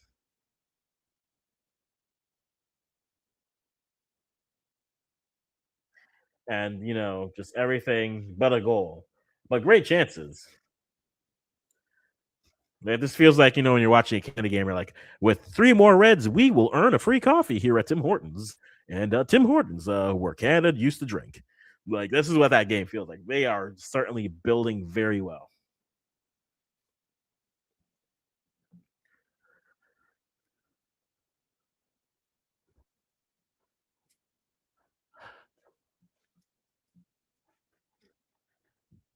So, certainly, just what a game. Oh, true, true, true. Right. And that's a very fair point, John Patrick. We've been joking about Cote d'Ivoire missing the net, but I still see both teams playing good defense. They occasionally bend, but then quickly close the gaps and don't break. Again, I think getting the story of the first half was Ecuador's defenders getting back and blocking great opportunities, and Ecuador just missing goal, just big chances and golden opportunities for themselves. In this half, Cote d'Ivoire have just not been able to get anything on frame. They've hit the post. If you count posts, this game should be 3-1 Ecuador. If you count block shots, if you look at block shots, this game should be what 2-0 Cote d'Ivoire. So there's chances galore. I think 0-0 is fair for how both sides have been creating chances. This hasn't been a dull, like the Ivorians have not been sitting back in a low block, nor have Ecuador. When they've been playing up and down, they both sides are creating chances after the other. And so this feels like they're going to go pedal to the metal for the last 22. But I do like what Ecuador have been doing in terms of not always trying to go just sprint into the space. So I think how they're picking their spots and composing and taking some of the air out of the ball sometimes will help them. Will it get them a goal? We'll have to wait and see. But I think that's something I'll keep in mind. And then the three yellows on the Ivorians are definitely I they're gonna have to take one of those players out just to be safe.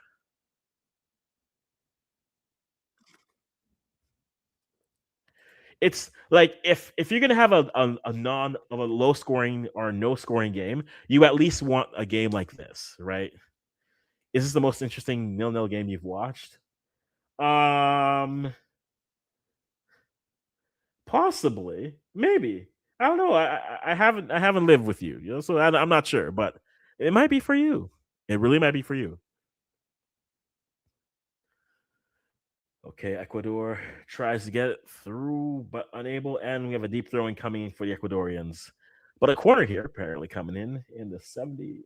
Oh, it is a corner, so it's not a that. Okay, so we'll see if Ecuador can create something here.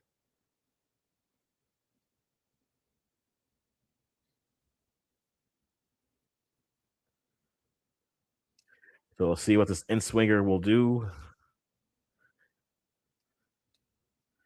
Let's see what they can create. Let's see what they can do on this corner kick.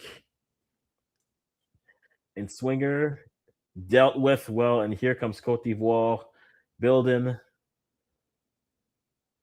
Bonnie is fouled. Is it a yellow or is it just a foul? It Yep, yellow card coming. So Jackson picks up.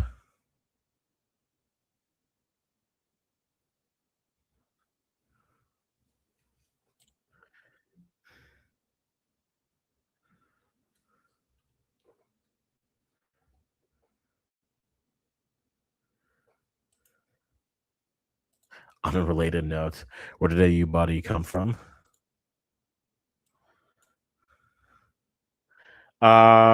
Lille?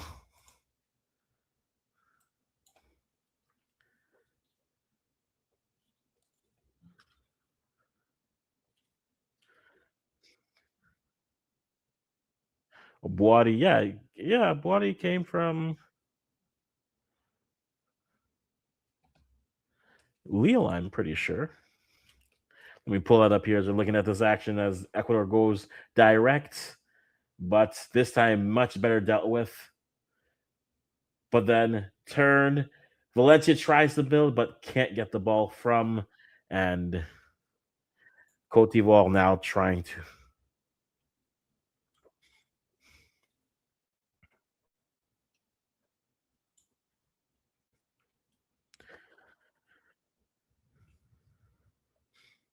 Cote d'Ivoire building, moving. Ah, now they're getting their tries. Now they're trying to go. Now a nice ball, well placed. Bonnie puts it in. Can Fafana get to it? He cannot. But Fafana is asking. There was interference on the player. Should he not get a foul? I don't think he'll get that. That would be very interesting to even decide to look at it. He doesn't, but then Caicedo with the ball goes back out, and now Ecuador building. Again, the Route One placements have been very nice. The Route One placements have been very good. Just again, they can't get the ball on frame.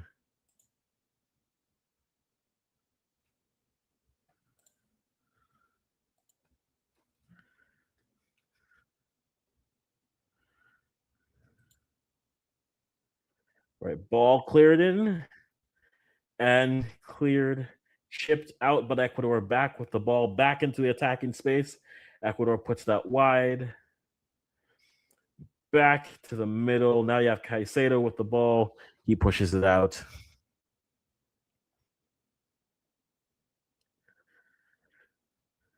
And now Ecuador trying to build up from the back again. Still 0-0 in this game. Let's see what they can make of this chance here.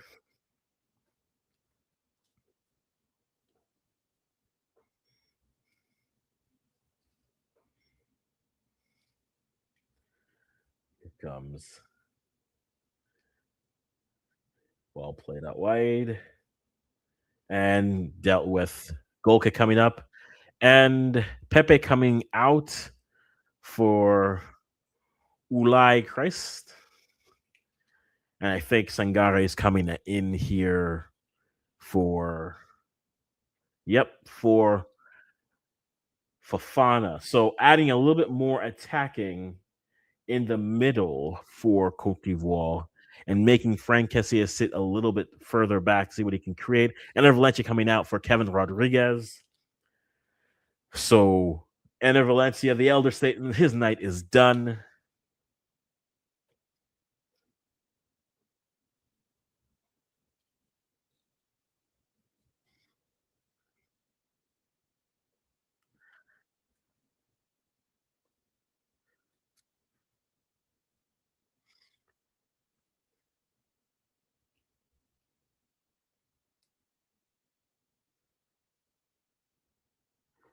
We'll see what they can build here. Still 0-0 is the score, guys. Thank you for being by the channel.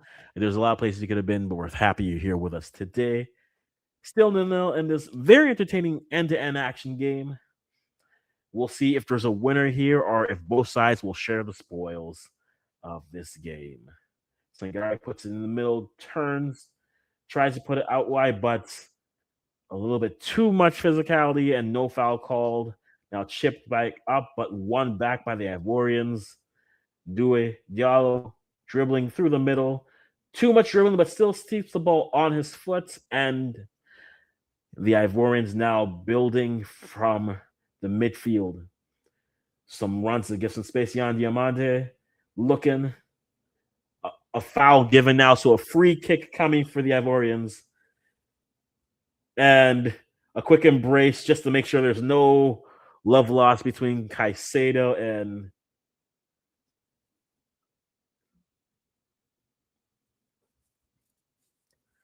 Iano. And so let's see if they can create something here coming up.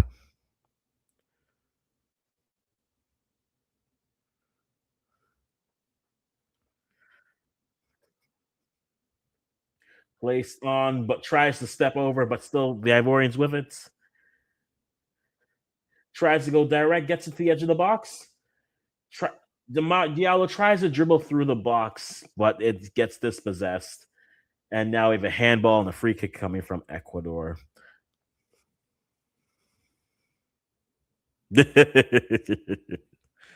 Listen, it's all love here. It's a World Cup. It's all love.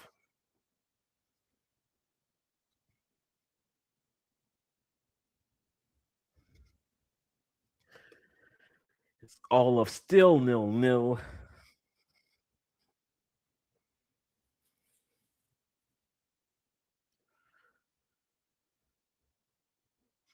Both sides with 4 substitutions. So if anything, 1 substitution left in this game.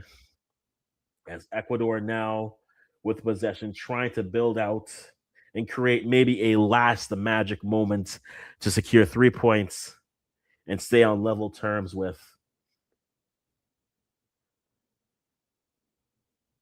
the Germans in their group.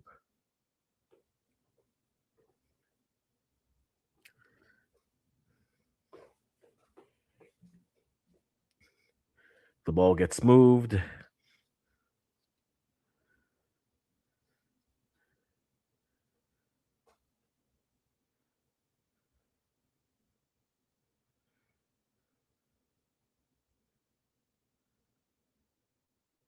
A very high boot. I wonder if they'll look at this for a yellow. But Frank Kessie gets it.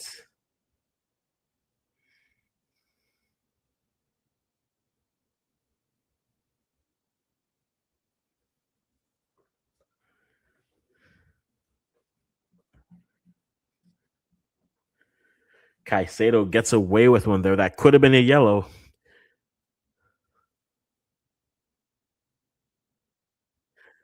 We'll see what happens here as the Ivorians start to build up. Last 10 minutes plus additional time coming here. Is there a winner? Is there a magic moment? Can someone be the hero here?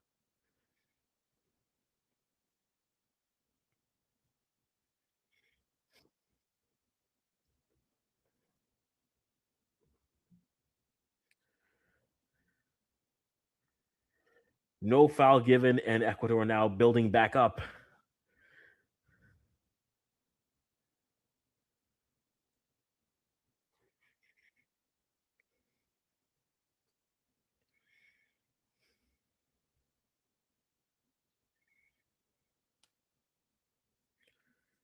Let's see what they can build here as Ecuador go direct, but dealt with one by the keeper.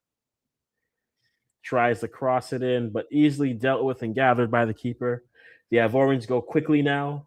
Ball all the way to the midpoint line. Ball placed out wide. Diamande looking to create, but 2 men on him immediately. Puts it back out, back to and we'll see what they can create here. Singara, nothing. And the ball placed back out to Singara. Diamande now dribbling, coming in, gets past 1, gets past 2, dribbles through, and slid away. Another opportunity.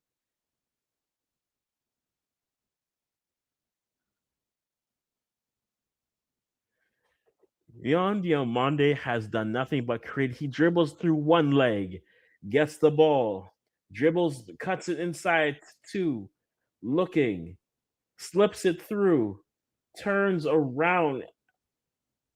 player kick that should have been a corner, but opportunities. He's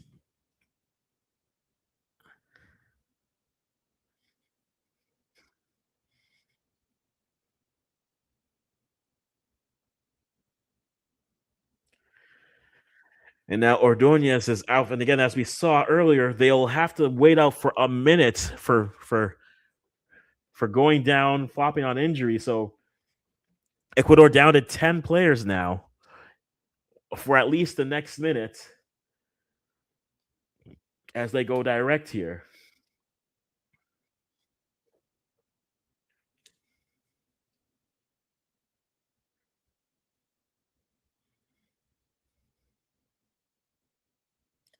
Let's see what Ecuador can do in this moment. Both sides have been dangerous, but none have been able to break the deadlock. And probably one of the more entertaining 1-0 games you'll see in a while.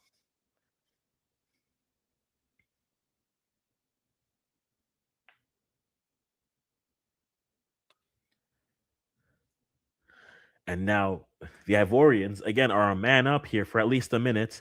Can they create something here?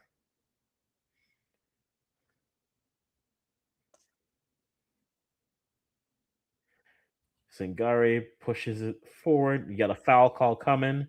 Looks like Ecuador are trying to get the foul in so they can get the player back in.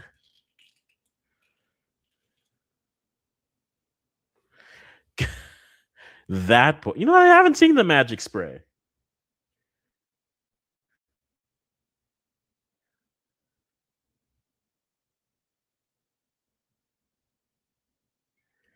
I'm sure I haven't seen much at magic spray. That's actually a very fair point. I haven't seen much magic spray. Free. Let's see how we get here.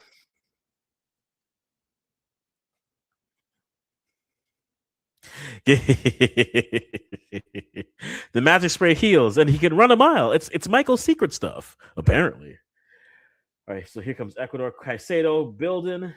He's pushed down, and a foul free kick now coming. If not now, then when for Ecuador? A free kick coming about 30 feet, 30, 35 feet out. A wide corner set piece you could look at. The arm on the shoulder really just gives him an excuse to go down, do and at this point of the game, especially for you, that people will be trying to get that second yellow. So free kick coming for Ecuador. Can they find the win? Can they break the deadlock here? We'll see how they set up.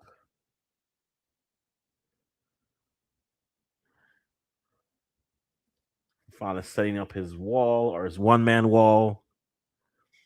Let's see if they can create anything off of this set piece. If not now, it'll be never. Ecuadorian fans are on their feet waiting for an opportunity to celebrate. Ball goes in, headed over. Feels like we're going to go for a corner kick. Yep. We are now going for a corner now. So another set piece coming for Ecuador. And you can hear the Ecuadorian fans get up. This is their moment. Will this be their moment to erupt? Or will this be a moment, another missed opportunity amongst many missed opportunities in this game so far?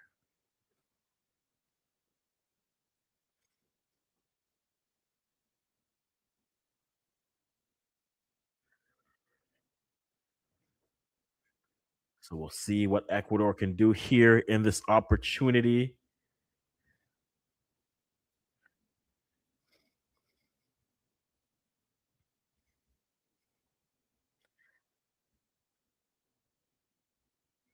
It's dealt with. It is dealt with, and now we have a goal kick coming for Cote d'Ivoire. The Ivorians, they're stepping up in these moments, getting good defensive moments. But my, oh my, What a game of missed opportunities.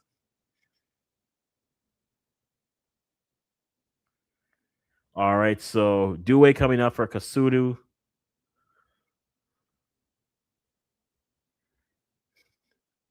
and Due had to go off on the closest end versus walking through. So 89th minute plus additional injury time, which we're guessing is going to be maybe 5, 6 minutes.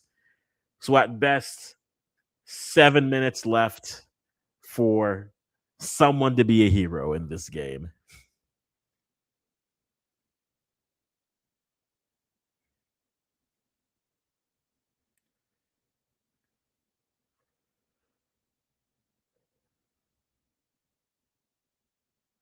Balls dealt with and throwing coming for the Ivorians. We'll wait to see how much additional time is actually given.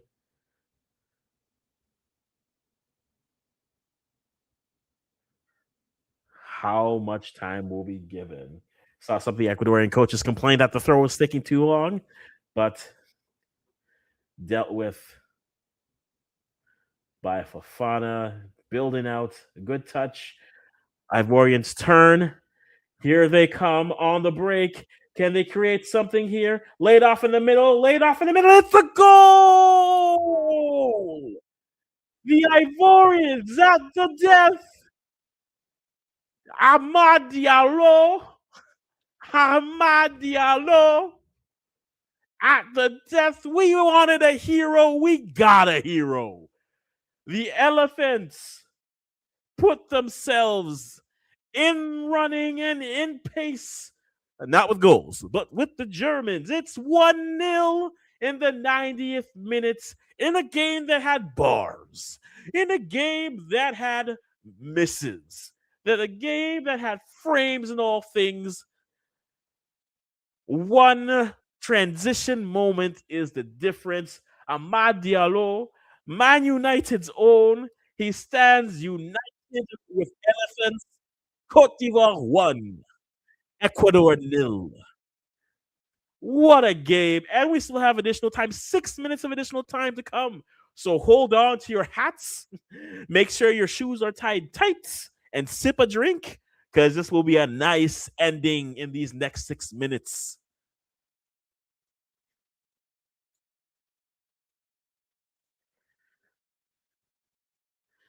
At the death, Africa has their first win so far. Heartbreak in Ecuador, pandemonia in Cote d'Ivoire. In a second half that, quite honestly, they were the better side. If this result ends, we are looking at the frame that the Ecuadorians hit all game long. And that will be the game. And that's the moments of regrets that they'll have. 7 minutes of additional time is the amount.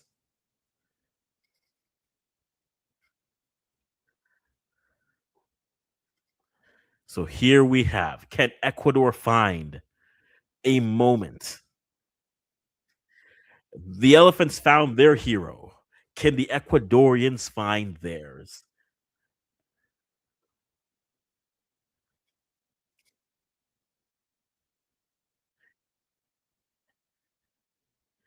Iano just drawing the foul and time ticking away here.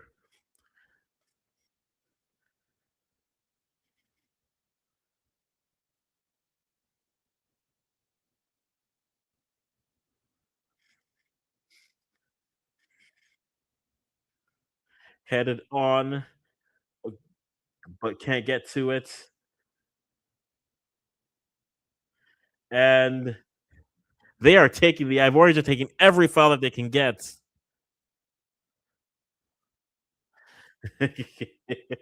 The first clutch goal from a Man United player since Wayne Rooney left. Hey. Don't you dare discredit CR7's second run, sir.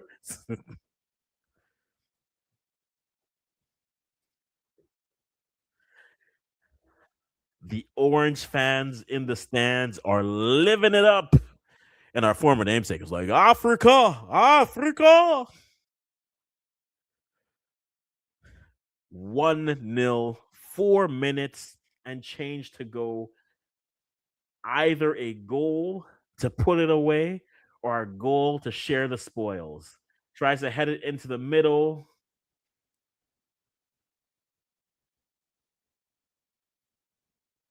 Ball played out wide, played out into space. Now you have the Ivorians breaking.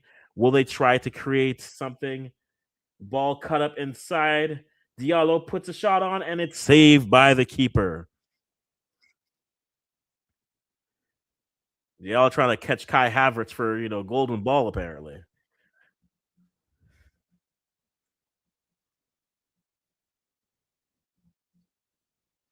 So we'll see what happens. Ecuador now with the ball building, seeing what they can create. Ball out wide, but pushed back. Cote d'Ivoire doing a very good job of pushing players out of the attack. Line is still mid, not quite low yet, but now the line is pushing back. Cross put in, headed over, deflected. It's going out for a corner. And now you're going to see some Ecuadorian players pushed into the box. Singo defending well again, heading it out. A little bit of a limp, but Ecuador fighting for an opportunity here. Is this the moment for them? Is this where they find a moment of magic for them? In the dying moments of this game, here we are. Set piece coming up. Caicedo on the ball. In swinger, no doubt. Will they find a point here? Here we go. Caicedo. He has his hand raised. Puts the ball into the frame. Headed out. And we're going to have another corner coming in.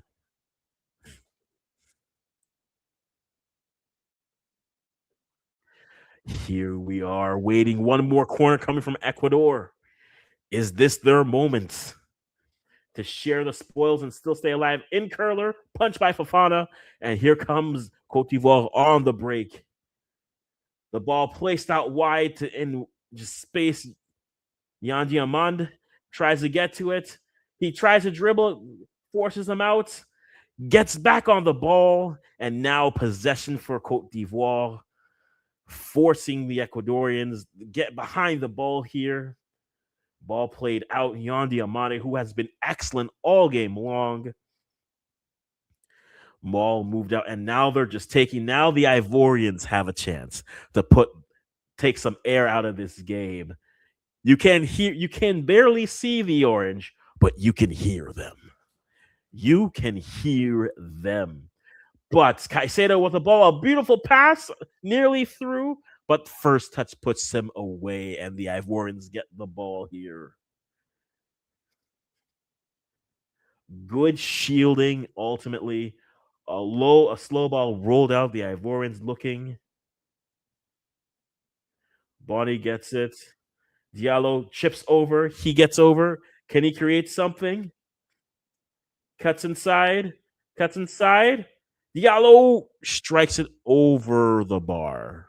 Well, over the bar. Drink. It's ginger ale, folks.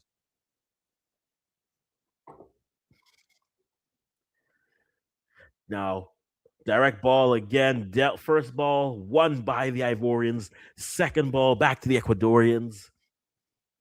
Ecuadorians trying to get any type of foul, but advantage is played. But nothing is given. Here we have the Ecuadorians now building. This could be their last chance. The ball gets wide. Chipped over. Held up. Ball played to the middle. Chipped over again. Ball played and dealt with by the keeper. We have an offsides. But no, they're giving the corner. They are giving the corner, guys. This game will end in drama. There is no doubt about it. This game will end in drama. They say the ball went out. Fofana tried to bring it in, but it's not so. Now everyone's on their feet. This is a moment for either a hero or a big defensive stalwart play. Can Ivory Coast hold? Can the Ecuadorians get in? Here is Moise Caicedo on the ball.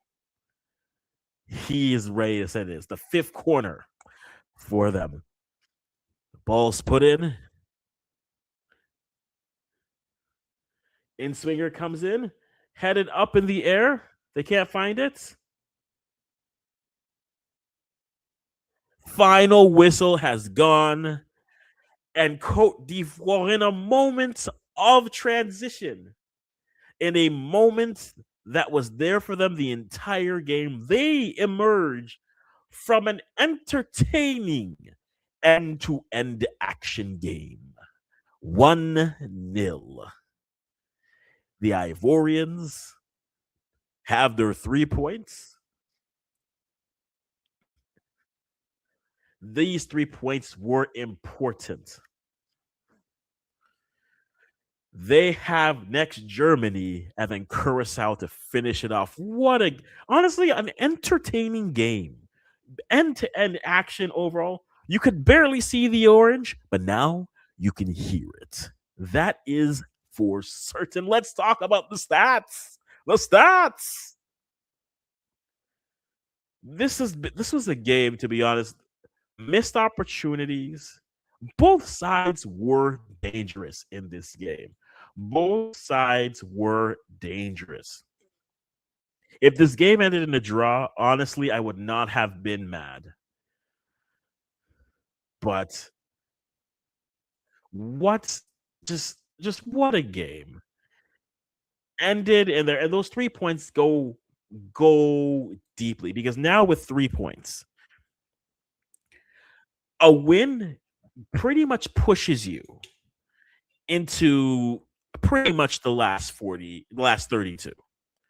But this game was, I mean, you see the stats here on Sporty TV here right now. Possessions about even, dangerous attacks about even, keeping the ball safe. But this is where the Ivorians had a better shot. But in attack, there were chances on both sides, and I think that's what made this game great for me. Just an enjoyable watch overall. You had first half where it was just the Ecuadorians started off with chance after chance. Valencia going over John Yaboa, 2 misses, a crossbar as well. Minda a miss as well. But then when the Ivorians got the ball in transition, they were dangerous. And that is ultimately what they were, which felt that this game was going to go wide. But first part of the first part of that game, in the second half, was just nothing but Ivorians pressing forward. And then the hydration break. I am telling you guys, the hydration break is going to break up a lot of momentum that sides have had, because the second that it came in, it was all Ecuador. And then in one moment, right, a few movements coming in, Yan Diamande is my man of the match, because every time the ball got to his feet, he was dangerous. They're just going to keep things on frame, or, they had block shots. Ultimately, just it was just it's just such a good game. And these 3 points go so deep, because again, in a 32 team World Cup, a win nearly puts you into the World Cup that round. All they need now is a draw or a win, and they're playing Curacao, a team that they should beat. They have Germany next, but then they have Curacao first. They could be ambitious and say, hey, maybe we could take Germany. But even if they fall to Germany, they have the Curacao game. Even a draw against Curacao is honestly puts them in to the part. So the 3 points goes a very long way to put themselves into that group. As we said, let's look at the stats that are here. Wonderful time. And you know what? I won't talk about the goal scorer. I'll let someone who knows this goal scorer very well step in. From Manchester United's closet of fans, Mr. Nelson, how are you feeling, sir, seeing your prized possession give Closet up of goals? fans. That's mental. He's out there. He's out there, man. No, But no, no, no, so dude. The guy changed the game. By the way, yes, from the moment he joined. And by the way, I really rate Bazumana Traore. I thought, yeah, sorry, Bazumana Toure, not Traore. Sorry, Bazumana yeah, Toure. Um, I actually thought that was the right call, mm, but it's like as you saw, inexperience is a big thing. Uh, yes, he he clearly just couldn't click, but he's a very very good player. But Ahmad mm, came in and just changed just his ability to retain the ball, ensure that they could sustain pressure a lot more. yeah, mm, And I know I know people might not like what I'm about to say, but because I saw someone already said I'm still on the fence on Diomande. I don't think he's generational. I think he's a good player.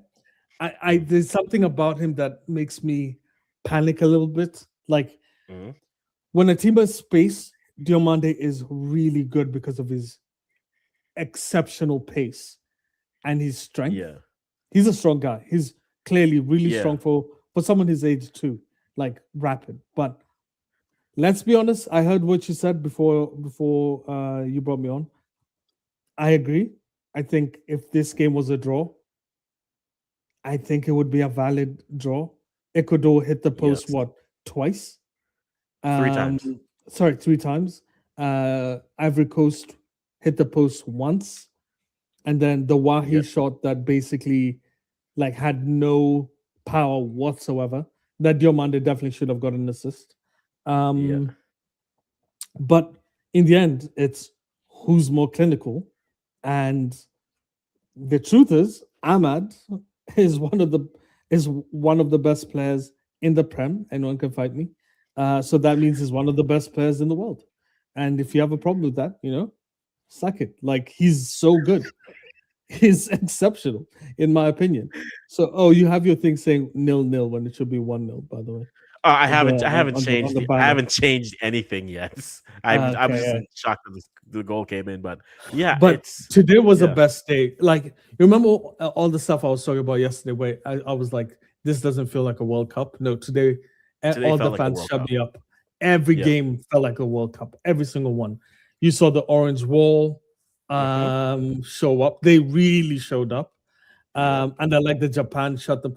Like, Japan had a big contingency with them, but at the same time, the way they played was exceptional. Mm.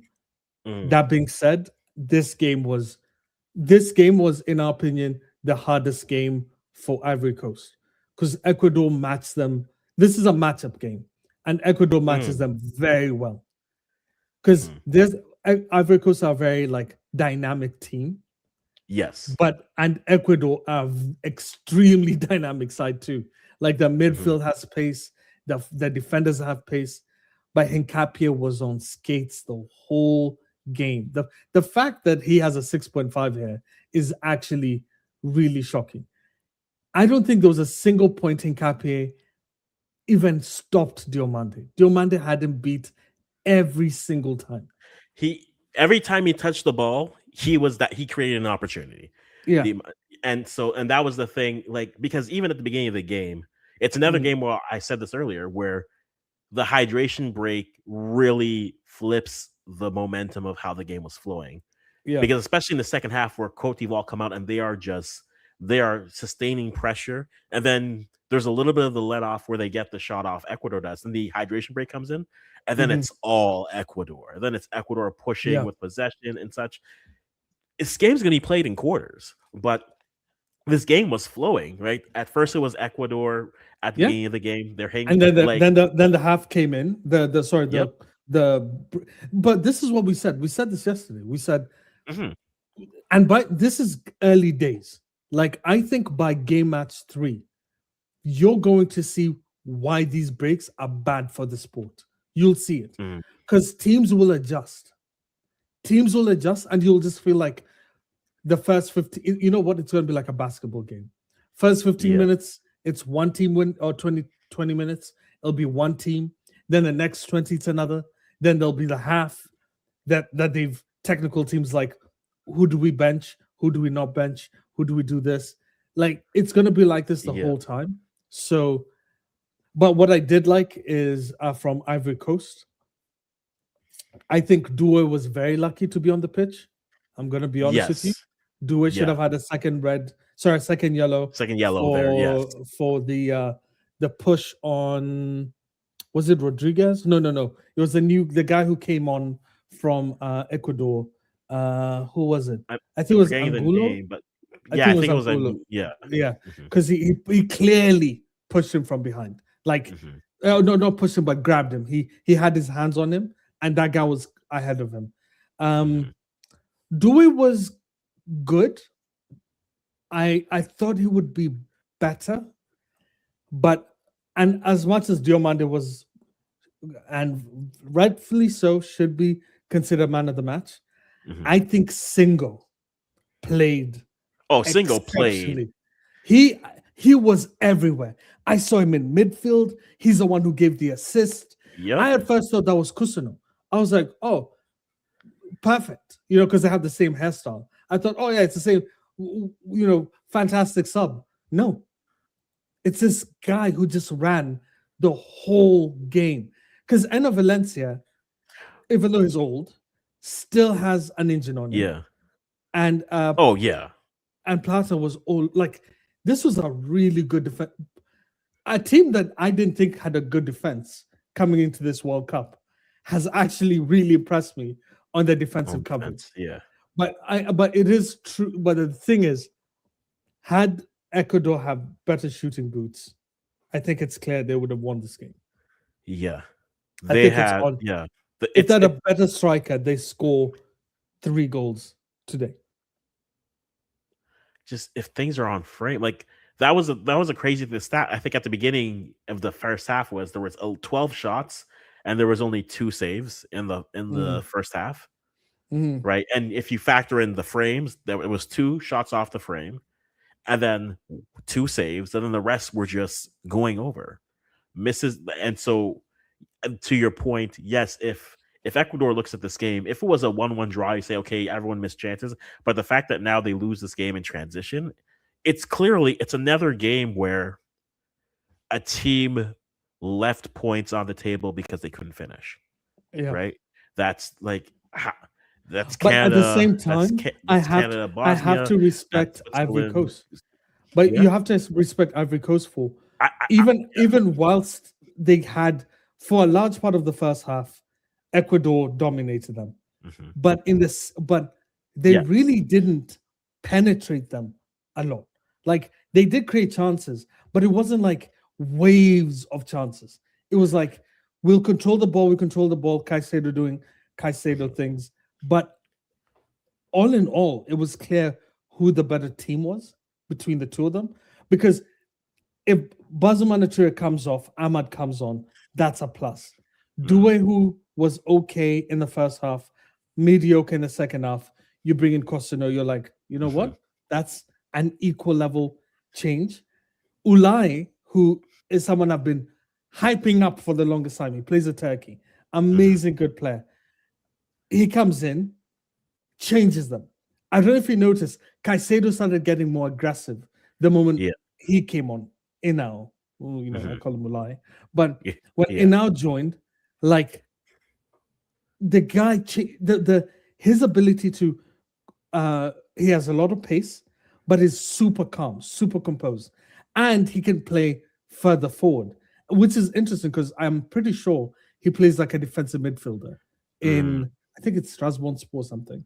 I know he's in a Turkish team. I can't remember which Turkish team he's on. That being said, I think that the bench, the sub players who came on from Ivory Coast, yeah, he's at Trabzonspor. I know that because that's where Onana is as well. There we go. Yeah. Yeah. So, but I know he plays DM or central mid. This is the first time I saw him as like a central attacking mid, kinda.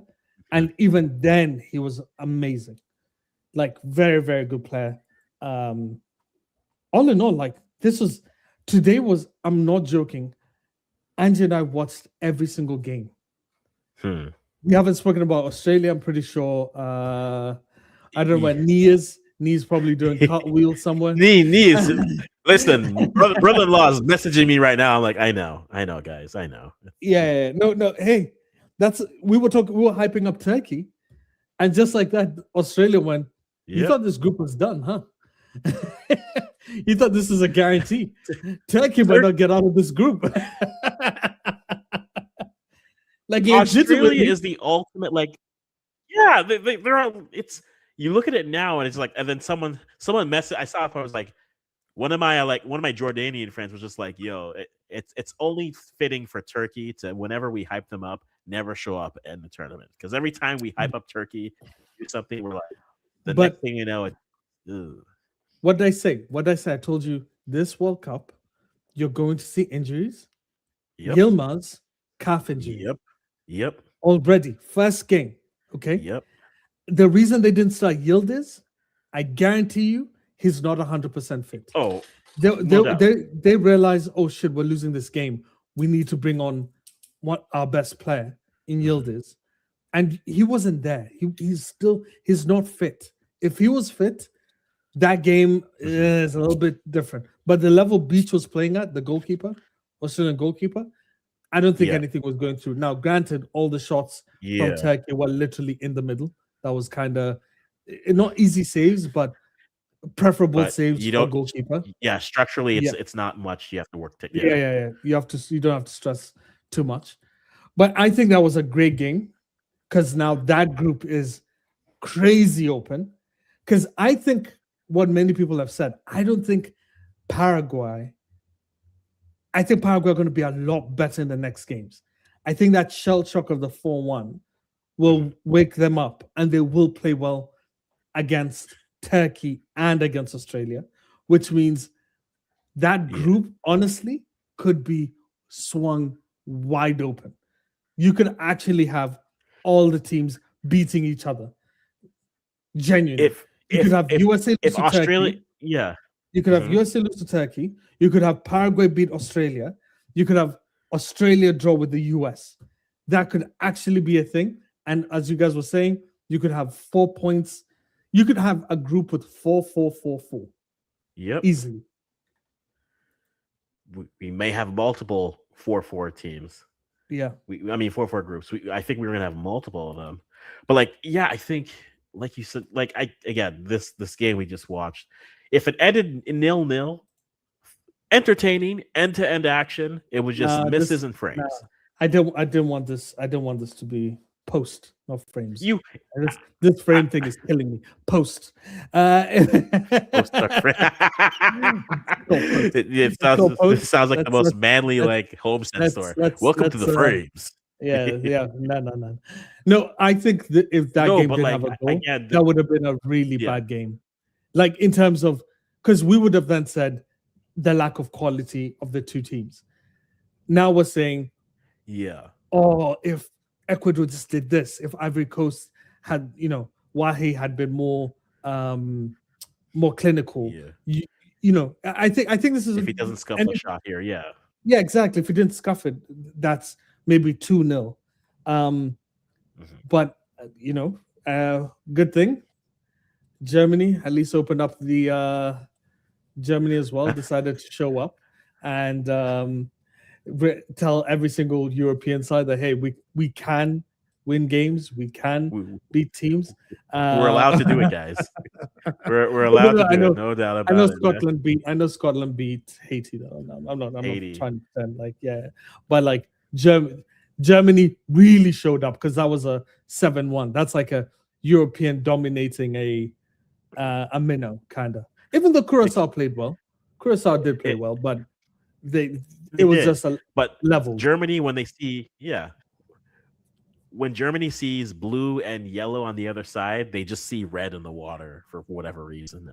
That's a Brazil 2014 reference, because that's another 7-1 against a team wearing yellow and blue, and you're just like, think of the children. But at that point, once Curacao, I'm still wearing the Curacao jersey because I like this kid. It's a nice kid. Once they scored their one, I was just like, I told them to get something. They got a goal. This is something. And then the end of the half happened. I was like, oh. And here's the crazy thing. Second half. I was like, well, guys, you Here's the crazy part. Leroy Sane missed so many opportunities. If was Sane was the he was normal so regular poor. guy, yeah, if he was a regular Sane, this game would have been like 10. Like no jokes. Sane missed so many sitters. Just Like open, open shots. like this shooting bar is well earned. Like it Yeah. is well earned here. Like those one, I think it was 1v1. And instead of like Yeah, normally I'm not joking. I watched, I was like, yeah, they scored again. And then he missed. I was like, what the hell? He didn't even hit the, as you would say, hit the frame. He didn't hit the post. He didn't shoot a goal. It went clear. I'm like, oh yeah, this is how you know yeah, he's old. This is how you know he plays at Turkey. It's a, let's be honest, one of the lower level European leagues.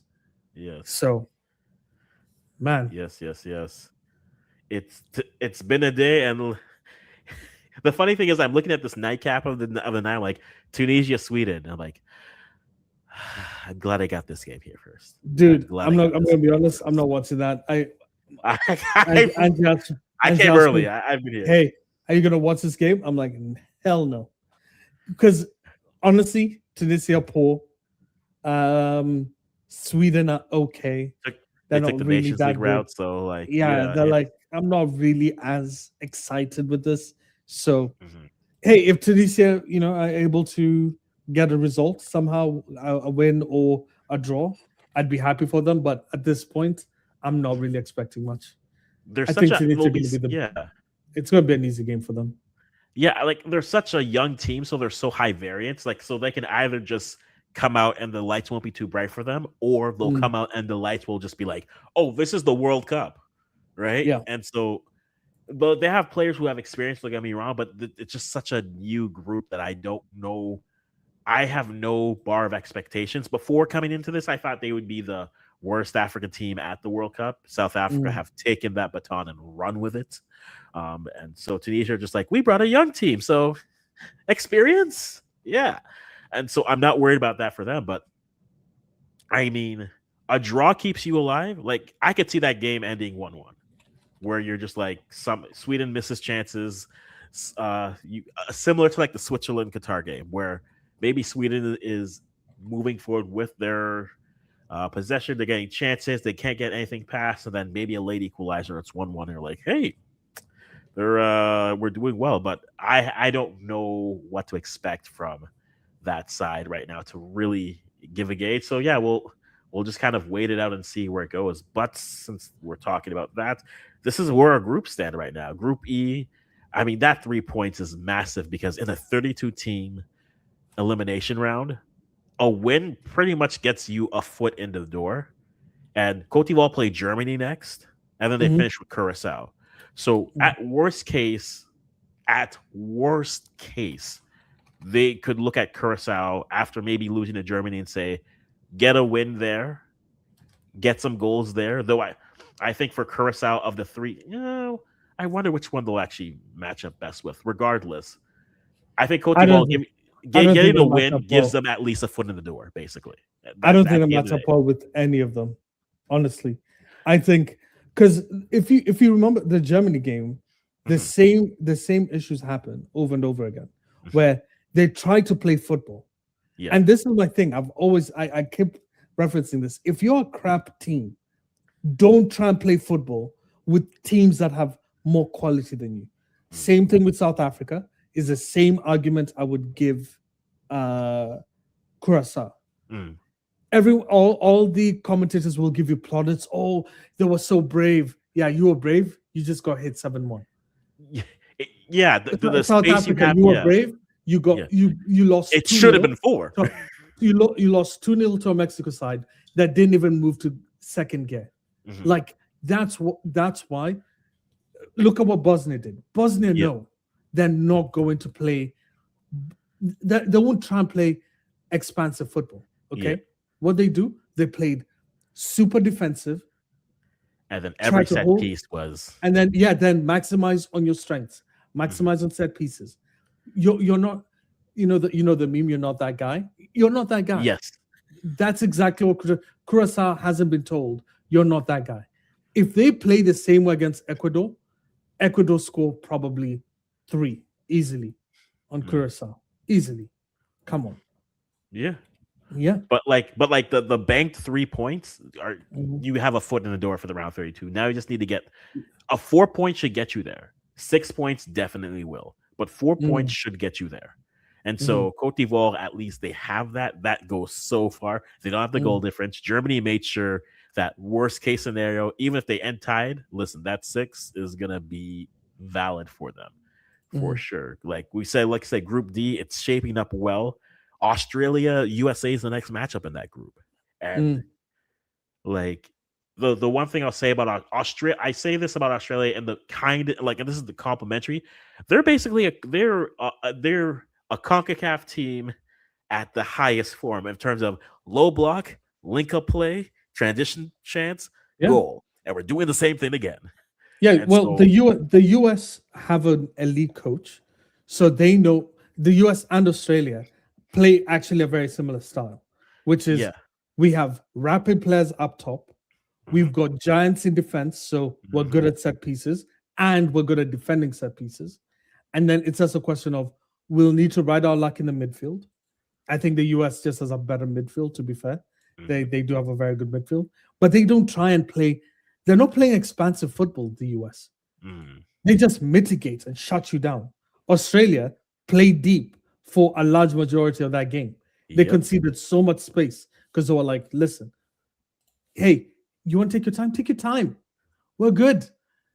But then we'll hit you on this counter. yeah, Iran Kunda is just going to be flying down the wing consistently because you've opened it up multiple times. So, hey, great games. I can't lie.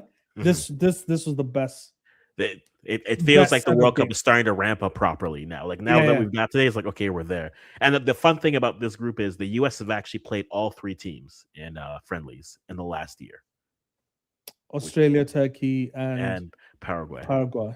Yeah, Well, they play Paraguay already. So how about yeah. Turkey? What was it? Did They Turkey beat lost. them? Yeah, they lost to Turkey right before the Gold Cup.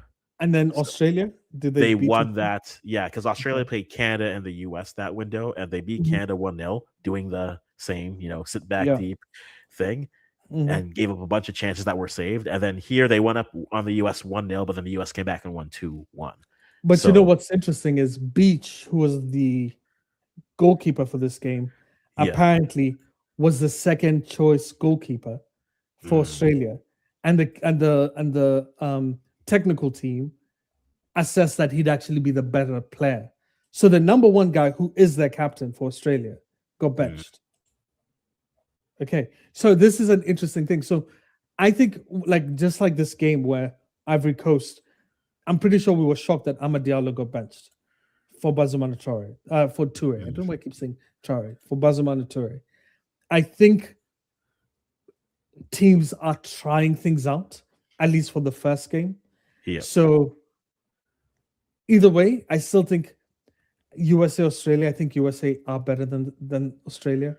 I expect them to, even though it might be a tight win, I still You expect expect them them to to win. win the game. Yeah, But yeah. Turkey. Let's be honest, were just Australia just outplayed them. Mm, Sorry, not outplayed them, out tactic them. yeah.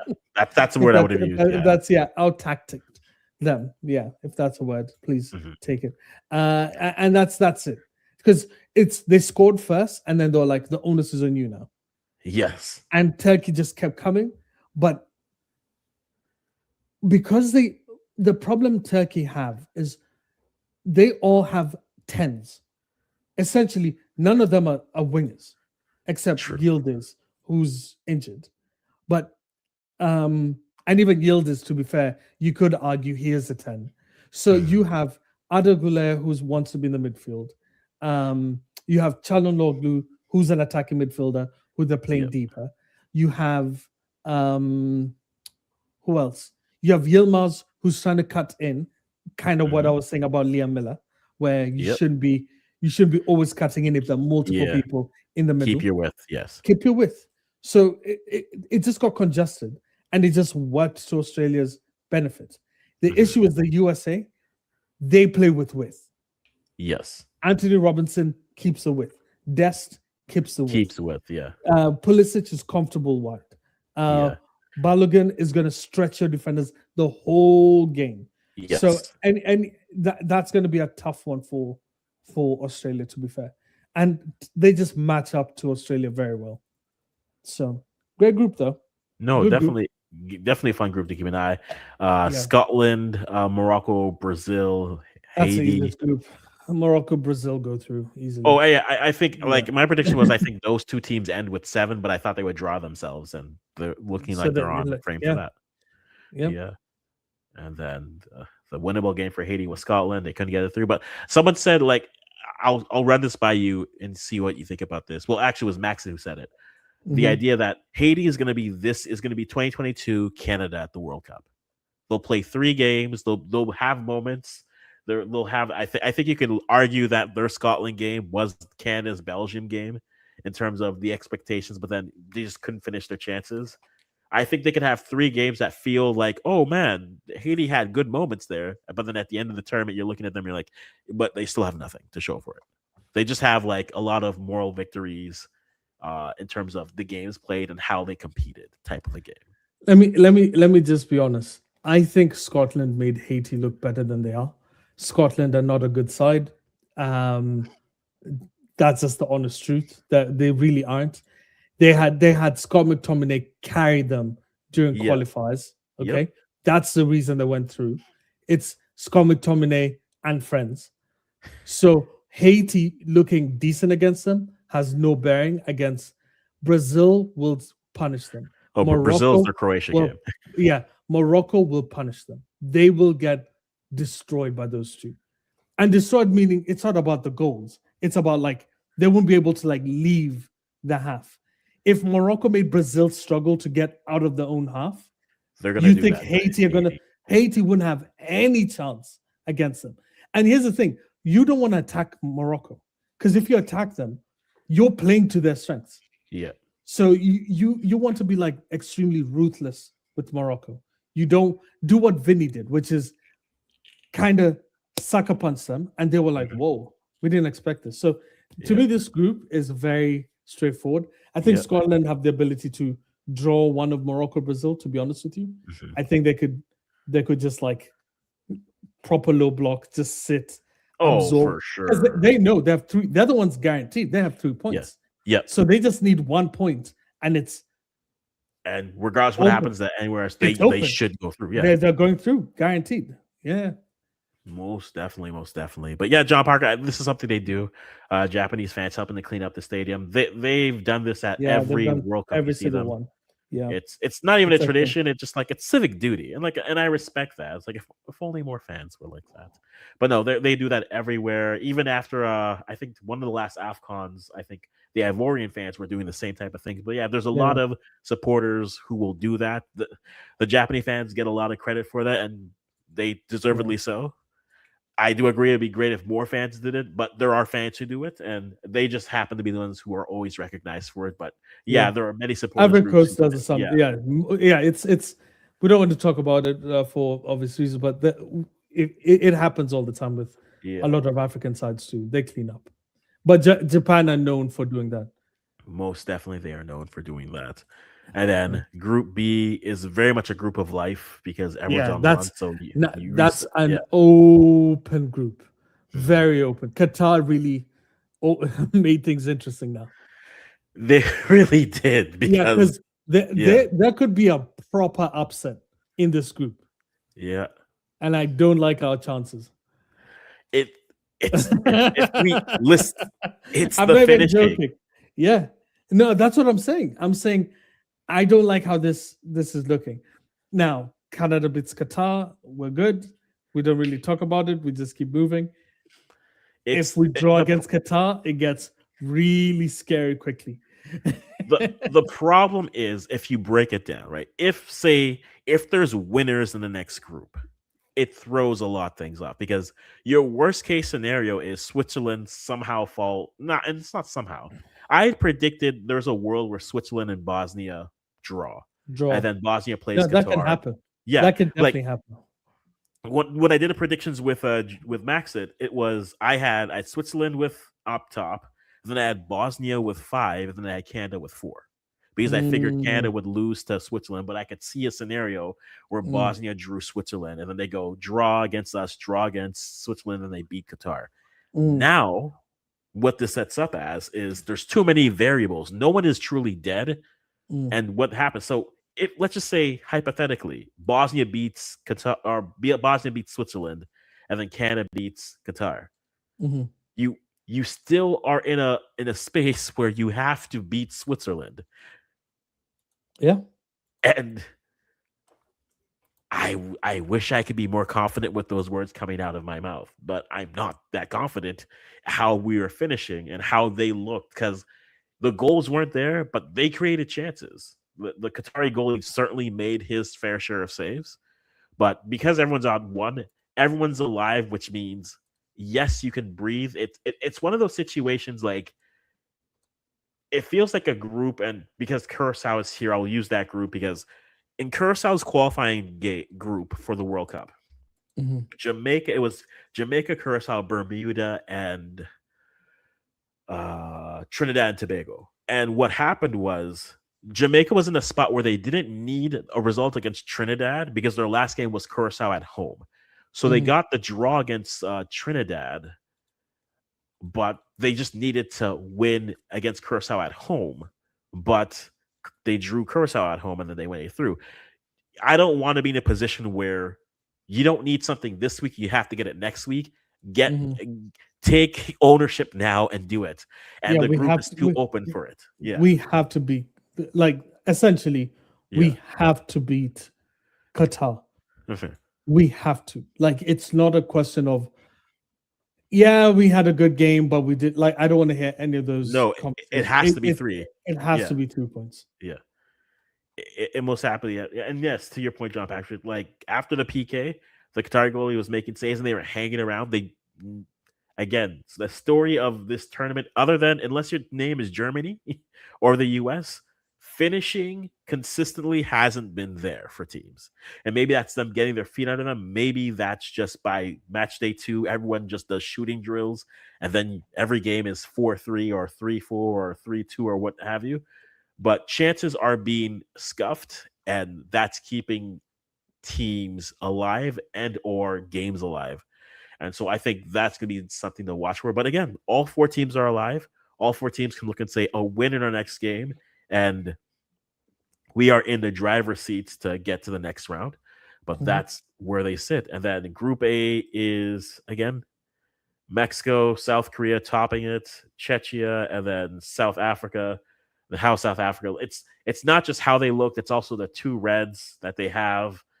They're going to have to rotate very hard to be able to come through again. And let me actually take a look. What's Group A's next game? Because yeah, it's Czechia, South Africa, then Mexico, South Korea is the next game. So that's on the 18th. So that's actually for Czechia, they and technically speaking, South Africa. If there's a winner in that game, they give themselves a shouting chance, a fighting chance. If Mexico, South Korea is just battling for who's going to top the group, you would think maybe a Mexico at home, but I think this will be their real. This will be their that's a best real football test. test. Yeah. That's a first test Mexico has because Mhm. South Korea are very good. Like they were Yeah. the if you look at like the Czech Republic Yeah. basically tried to manhandle them because they just have Yes. bigger players. Yes. But Kim and Jae, and first of all, Kim and Jae played exceptionally well for a person who hasn't really played a lot of games this season for Mhm. Bayern. But when you look at the midfield for South Korea is very good, like Yes. very, very, very good. Um, I think the attack is weak, and let's be honest, Mexico didn't really create much against South Africa. Ye- A They, lot of they, the opportunities a were lot of South African opportunities mistakes. were South Yeah. African mistakes. It wasn't like pure attacks that were like, Mhm. oh yeah, that's good. So I think it's going to be interesting just to see how Mexico truly is forced to create against a very good side. Yes, So because at their core, Mexico will also Mexico and Korean Republic also played each other in the last calendar year. There's a lot of interesting like for the Americans and yeah, the but Mexicans I they think played. friendlies. I'm going to be honest with you. Friendlies don't really account for anything. I'm going to be honest. They don't, but they don't tell it's you a much. they don't tell you much, but to me, it's just it's a point of reference, right? And like, how much did you show that game versus how many wrinkles can you actually add based Yeah, off of who you have? but And here's a that's problem. yeah, Here's a problem with friendlies. A lot of people don't see the point because for a lot of them, it's okay. Let me explain why the World Cup or whenever you're playing international competitions is more important. Players know that if they play well in a World Cup, there's a higher likely chance they move to a big team or their yeah, contract is improved on or there's multiple facets to their game or to their livelihoods that change. So there's yes, a lot of incentive for you to play even at a higher level. You're pushing yourself more, not just because of pride or anything, just yeah, personally for personal development. So there's no, that's why I don't really assess friendlies that well fair, because sometimes you're just like, I'm in between the season. I've been called up by my country. I'll show up because I have to. yep, But do I really care that I'm playing this team? No. So you're just going through the motions. You're just making sure you understand where you play, what system you guys are playing, how you want to play it. Do you understand the coach's instructions? That's primarily how I see friendlies. I don't really assess friendlies in a way that has any bearing to mm, the actual competition. So even if South Korea has played Mexico, you haven't seen a hungry Heung-min Son. You haven't seen a hungry Kang In Lee. You true, haven't seen a hungry In Bom. You haven't seen a hungry Kim Min Jae. Those are completely different. Like, you know, it's this. You know what it is? Like basketball has the best example. There's a difference between regular season and playoffs. You can beat yeah, a team in the regular season consistently. You go to the playoffs and they dominate you, and it's because y- those guys yeah. didn't care. And that's how friendlies are. I like the way Well, we just assume regular season is like a friendly, but they're yeah. just still the Well, same. it's more so every deficiency is gonna be just attacked on and worked on, right? Yeah. Anything that in the playoff that's what playoffs will do, and so I think that for that point is what I get what you're saying with that. I'm not gonna disagree Mhm. with it really. I get what you're saying with that. Yeah, and then the Qatar keeper was great. The Swiss peppered him with a lot of shots. Not every save was a highlight reel, just steady, kept the ball out of the net. That's what he did. Yeah, and if you're Canada in that situation, you're looking at. I mean, the best thing about the teams that got draws or maybe lost points is you could look across the entire tournament and say like everyone is missing. We need to fix it so that we're not like like the first round. Because if we do that, 2 points or 1 point won't do it. They need 3 or 4 by that next game. And so I think in that sense, it'll be a very interesting conversation and to see what happens when we get to match day twos for everyone, right? When Mhm. everyone gets their second games, how they adjust, how they move off of that. But like we said, today was a day. The football was there. The fans were vibing well. Everything was what you wanted it to be here in this World Cup. And tomorrow we keep on going because let's show you what is coming tomorrow. It sucks because I'm going to miss a bunch of these games tomorrow. I think I miss the France and Senegal game too because Oh that's at yeah, 2 p.m. That's 2 p.m. Eastern. huh? Okay, what? I'm pretty Why? sure that's what it said. I think it said 2 p.m. Eastern.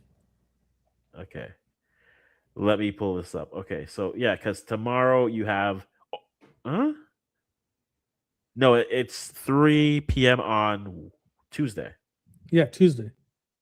Oh yeah, today's Sunday, right? Yeah, today's Yeah, Sunday. it's You Sunday. had me. Yeah. I thought today was Monday. I was confused. No, I was just So saying I'm talking about yeah. the best game basically Oh next yeah. week Okay. Okay. I is going get to you. I be get you. I France get you. Senegal. Okay. So I'm definitely going to miss that one. I will be So seated. tomorrow, like I'm not watching Spain, Cape Verde. I would Yeah. love to watch a Belgium Egypt Belgium, game. Egypt. I would love to see if they play Haitham Hassan so that um Yeah. so that Max actually sees what a decent winger looks like. So Saudi Arabia, Uruguay. Let's be honest, that's going to be a. You know what? That's not a bad game actually. Um, And then yeah, Iran, that's a yeah, good then game, man. Iran, And New then Zealand, Iran, New Zealand. yeah, That's haven't they played each other? Because and they both in the. Oh no, that's Oceania block. That's not yeah, the that's Oceanic Asia. block, yeah. Yeah, But yeah, so a decent. I mean, I think you circle the Egypt Belgium game in terms of yep. what could be special. Cape, That's the only game I think that's special. Like actually could be a decent game. for curiosity's sake, I wonder what Cape. I know it's Spain, That's but like I painful. just wonder, like it's Spain. It's I know Spain. I'm sorry. it's Spain are Spain. such a good team. I'm not expecting any shock. You know what the shock would be? If Cape Verde keep them to 1-0. Would you That'd be take the like a shock. like Spain gets like 3-1 versus Cape Verde? I think it's There's like a if Spain wins 3-1, I'd be like, Cape that's Verde are actually not Cape Verde are not scoring on Spain. There's no way. They are not passing that midfield. That midfield is not, they're not even going to see past who's the deepest lying midfielder. If it's Rodri, they're not going to see if Rodri it's all Rodri. game. But I don't know if he's because a lot of Yeah, people are actually injured for Spain. true. Like I think Yeah, Rodri isn't 100%.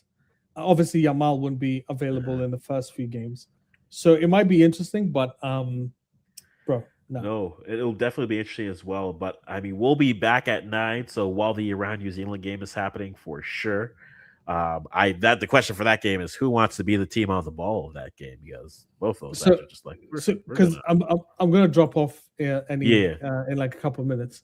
yeah for So sure. can you run what you expected results are for those 4 games or those 5 games? So Sweden, Tunisia in like Okay, 10 minutes. yeah, Sweden, Tunisia. I'm gonna go with. You know what? It's a young team. I don't expect. I'll go Sweden 2, Tunisia 1 in that Okay. game. Spain, Cape Verde. I'm gonna go with 4-1 for Spain.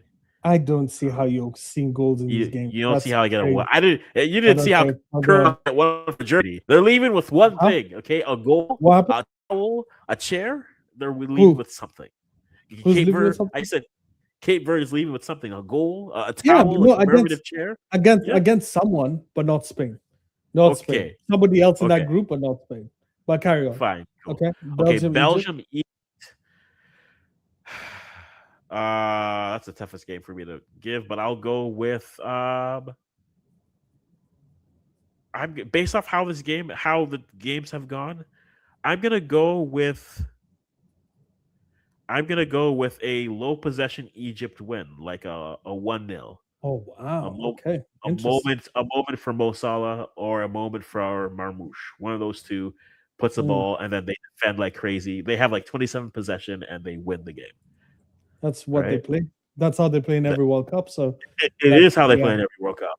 Mhm. And if it doesn't happen that way, it's like 5-0 Belgium. The only There's no problem in between. is the only problem with that assumption is Egypt's fullbacks are so poor, and they're facing probably an informed Doku, and that's not a good sign.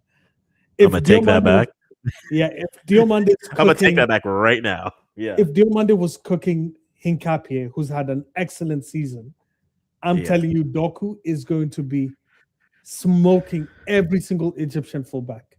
So nah, So let me yeah, switch that up then. that's So what you I'm gonna said. go with When you said 1-0, I'm like, wow, that's interesting. So you're expecting Doku to beat the player, but not finish or pass correctly, which is fair. finishing has been off this tournament, and that's where I'm like a 1-0 Not type Germany. win. Not Germany. Germany just scored Yeah, 7. Germany heard all the European slang. They were like, "Not us, Autobahn, go!" Like that was them today. So like, Mm. I'm gonna change it up, and I'm gonna say probably. Why are you scanning this? Anyways, I'm gonna go with Germany. I'm sorry, Germany. I'm gonna go with Belgium. Belgium. I'll go tight. Moments of brilliance on both those strikers. So I'm gonna go 3-2. right? Oh wow. Okay. Give me the vibes of like the Japan Netherlands game, but then that'll end with a actual winner in that game. Okay. And then Uruguay, Saudi Arabia. Honestly, that's the one I see lack of finishing on both Lack of ends. fishing that one. Okay. Yeah, I actually can see that as a nil. Like honestly, that could be the we haven't had a goalless game, right? That's true. I don't think so. I No. think that's gonna be a goalless game. Okay. So we go that one as a goalless game, and then the final game of that of tomorrow is the Iran New Zealand game. And in that case, look, I'm taking Iran, by the way. Oh yeah, no, I'm that's taking Chris Iran. Wood. Was Chris Wood But it's Chris Wood and Singh and versus oh, like the problem I have with them is ooh, again that group is three teams who want to defend and play in transition and Belgium, mm. right? And No, so but I really rate Chris Wood. I actually like Chris Wood a lot. So ooh, I'm struggling here. I'm trying to look at the squad just to make sure I can let me see. Let me see right now. potential lineups they have here. Oh, Tim Payne. You Um can't go against Tim Payne. Like Tim Payne's out here putting up numbers for the memes. Um, no, I like the difficulty oof. for me is I just don't. I think Iran is the better side, but then Yes, Chris Wood. that But then I'm agreeing if with New you. Zealand plays set piece, Mm. they're it's Chris Wood. You They're will be giants. found. Yeah. And the thing about Chris Wood is because he's a big guy, you might assume you might assume like he's not quick and Yeah, he's fast, not like not he's deceptively quick. yeah, And his ability to shield the ball, which is something we really haven't seen from a lot of people. But I know the Iranian players are fairly tall too. So I think it might be interesting to see if Chris Wood's physicality pairs well or matches well against the Iranian team. Um, but E- at yeah. first, I thought I was honestly before I thought of Chris Wood, I was like 1-0 Iran, and now I'm like maybe 1-1. I'm gonna go with a 1-0. low key, just like set piece spamming game. Mm, I'm gonna go 2-2 with this game, where it's just and three of the four goals are set pieces slash corners mm, because that's what this game feels like. mhm, Like it won't be played. It won't be really played in open play. Both sides are.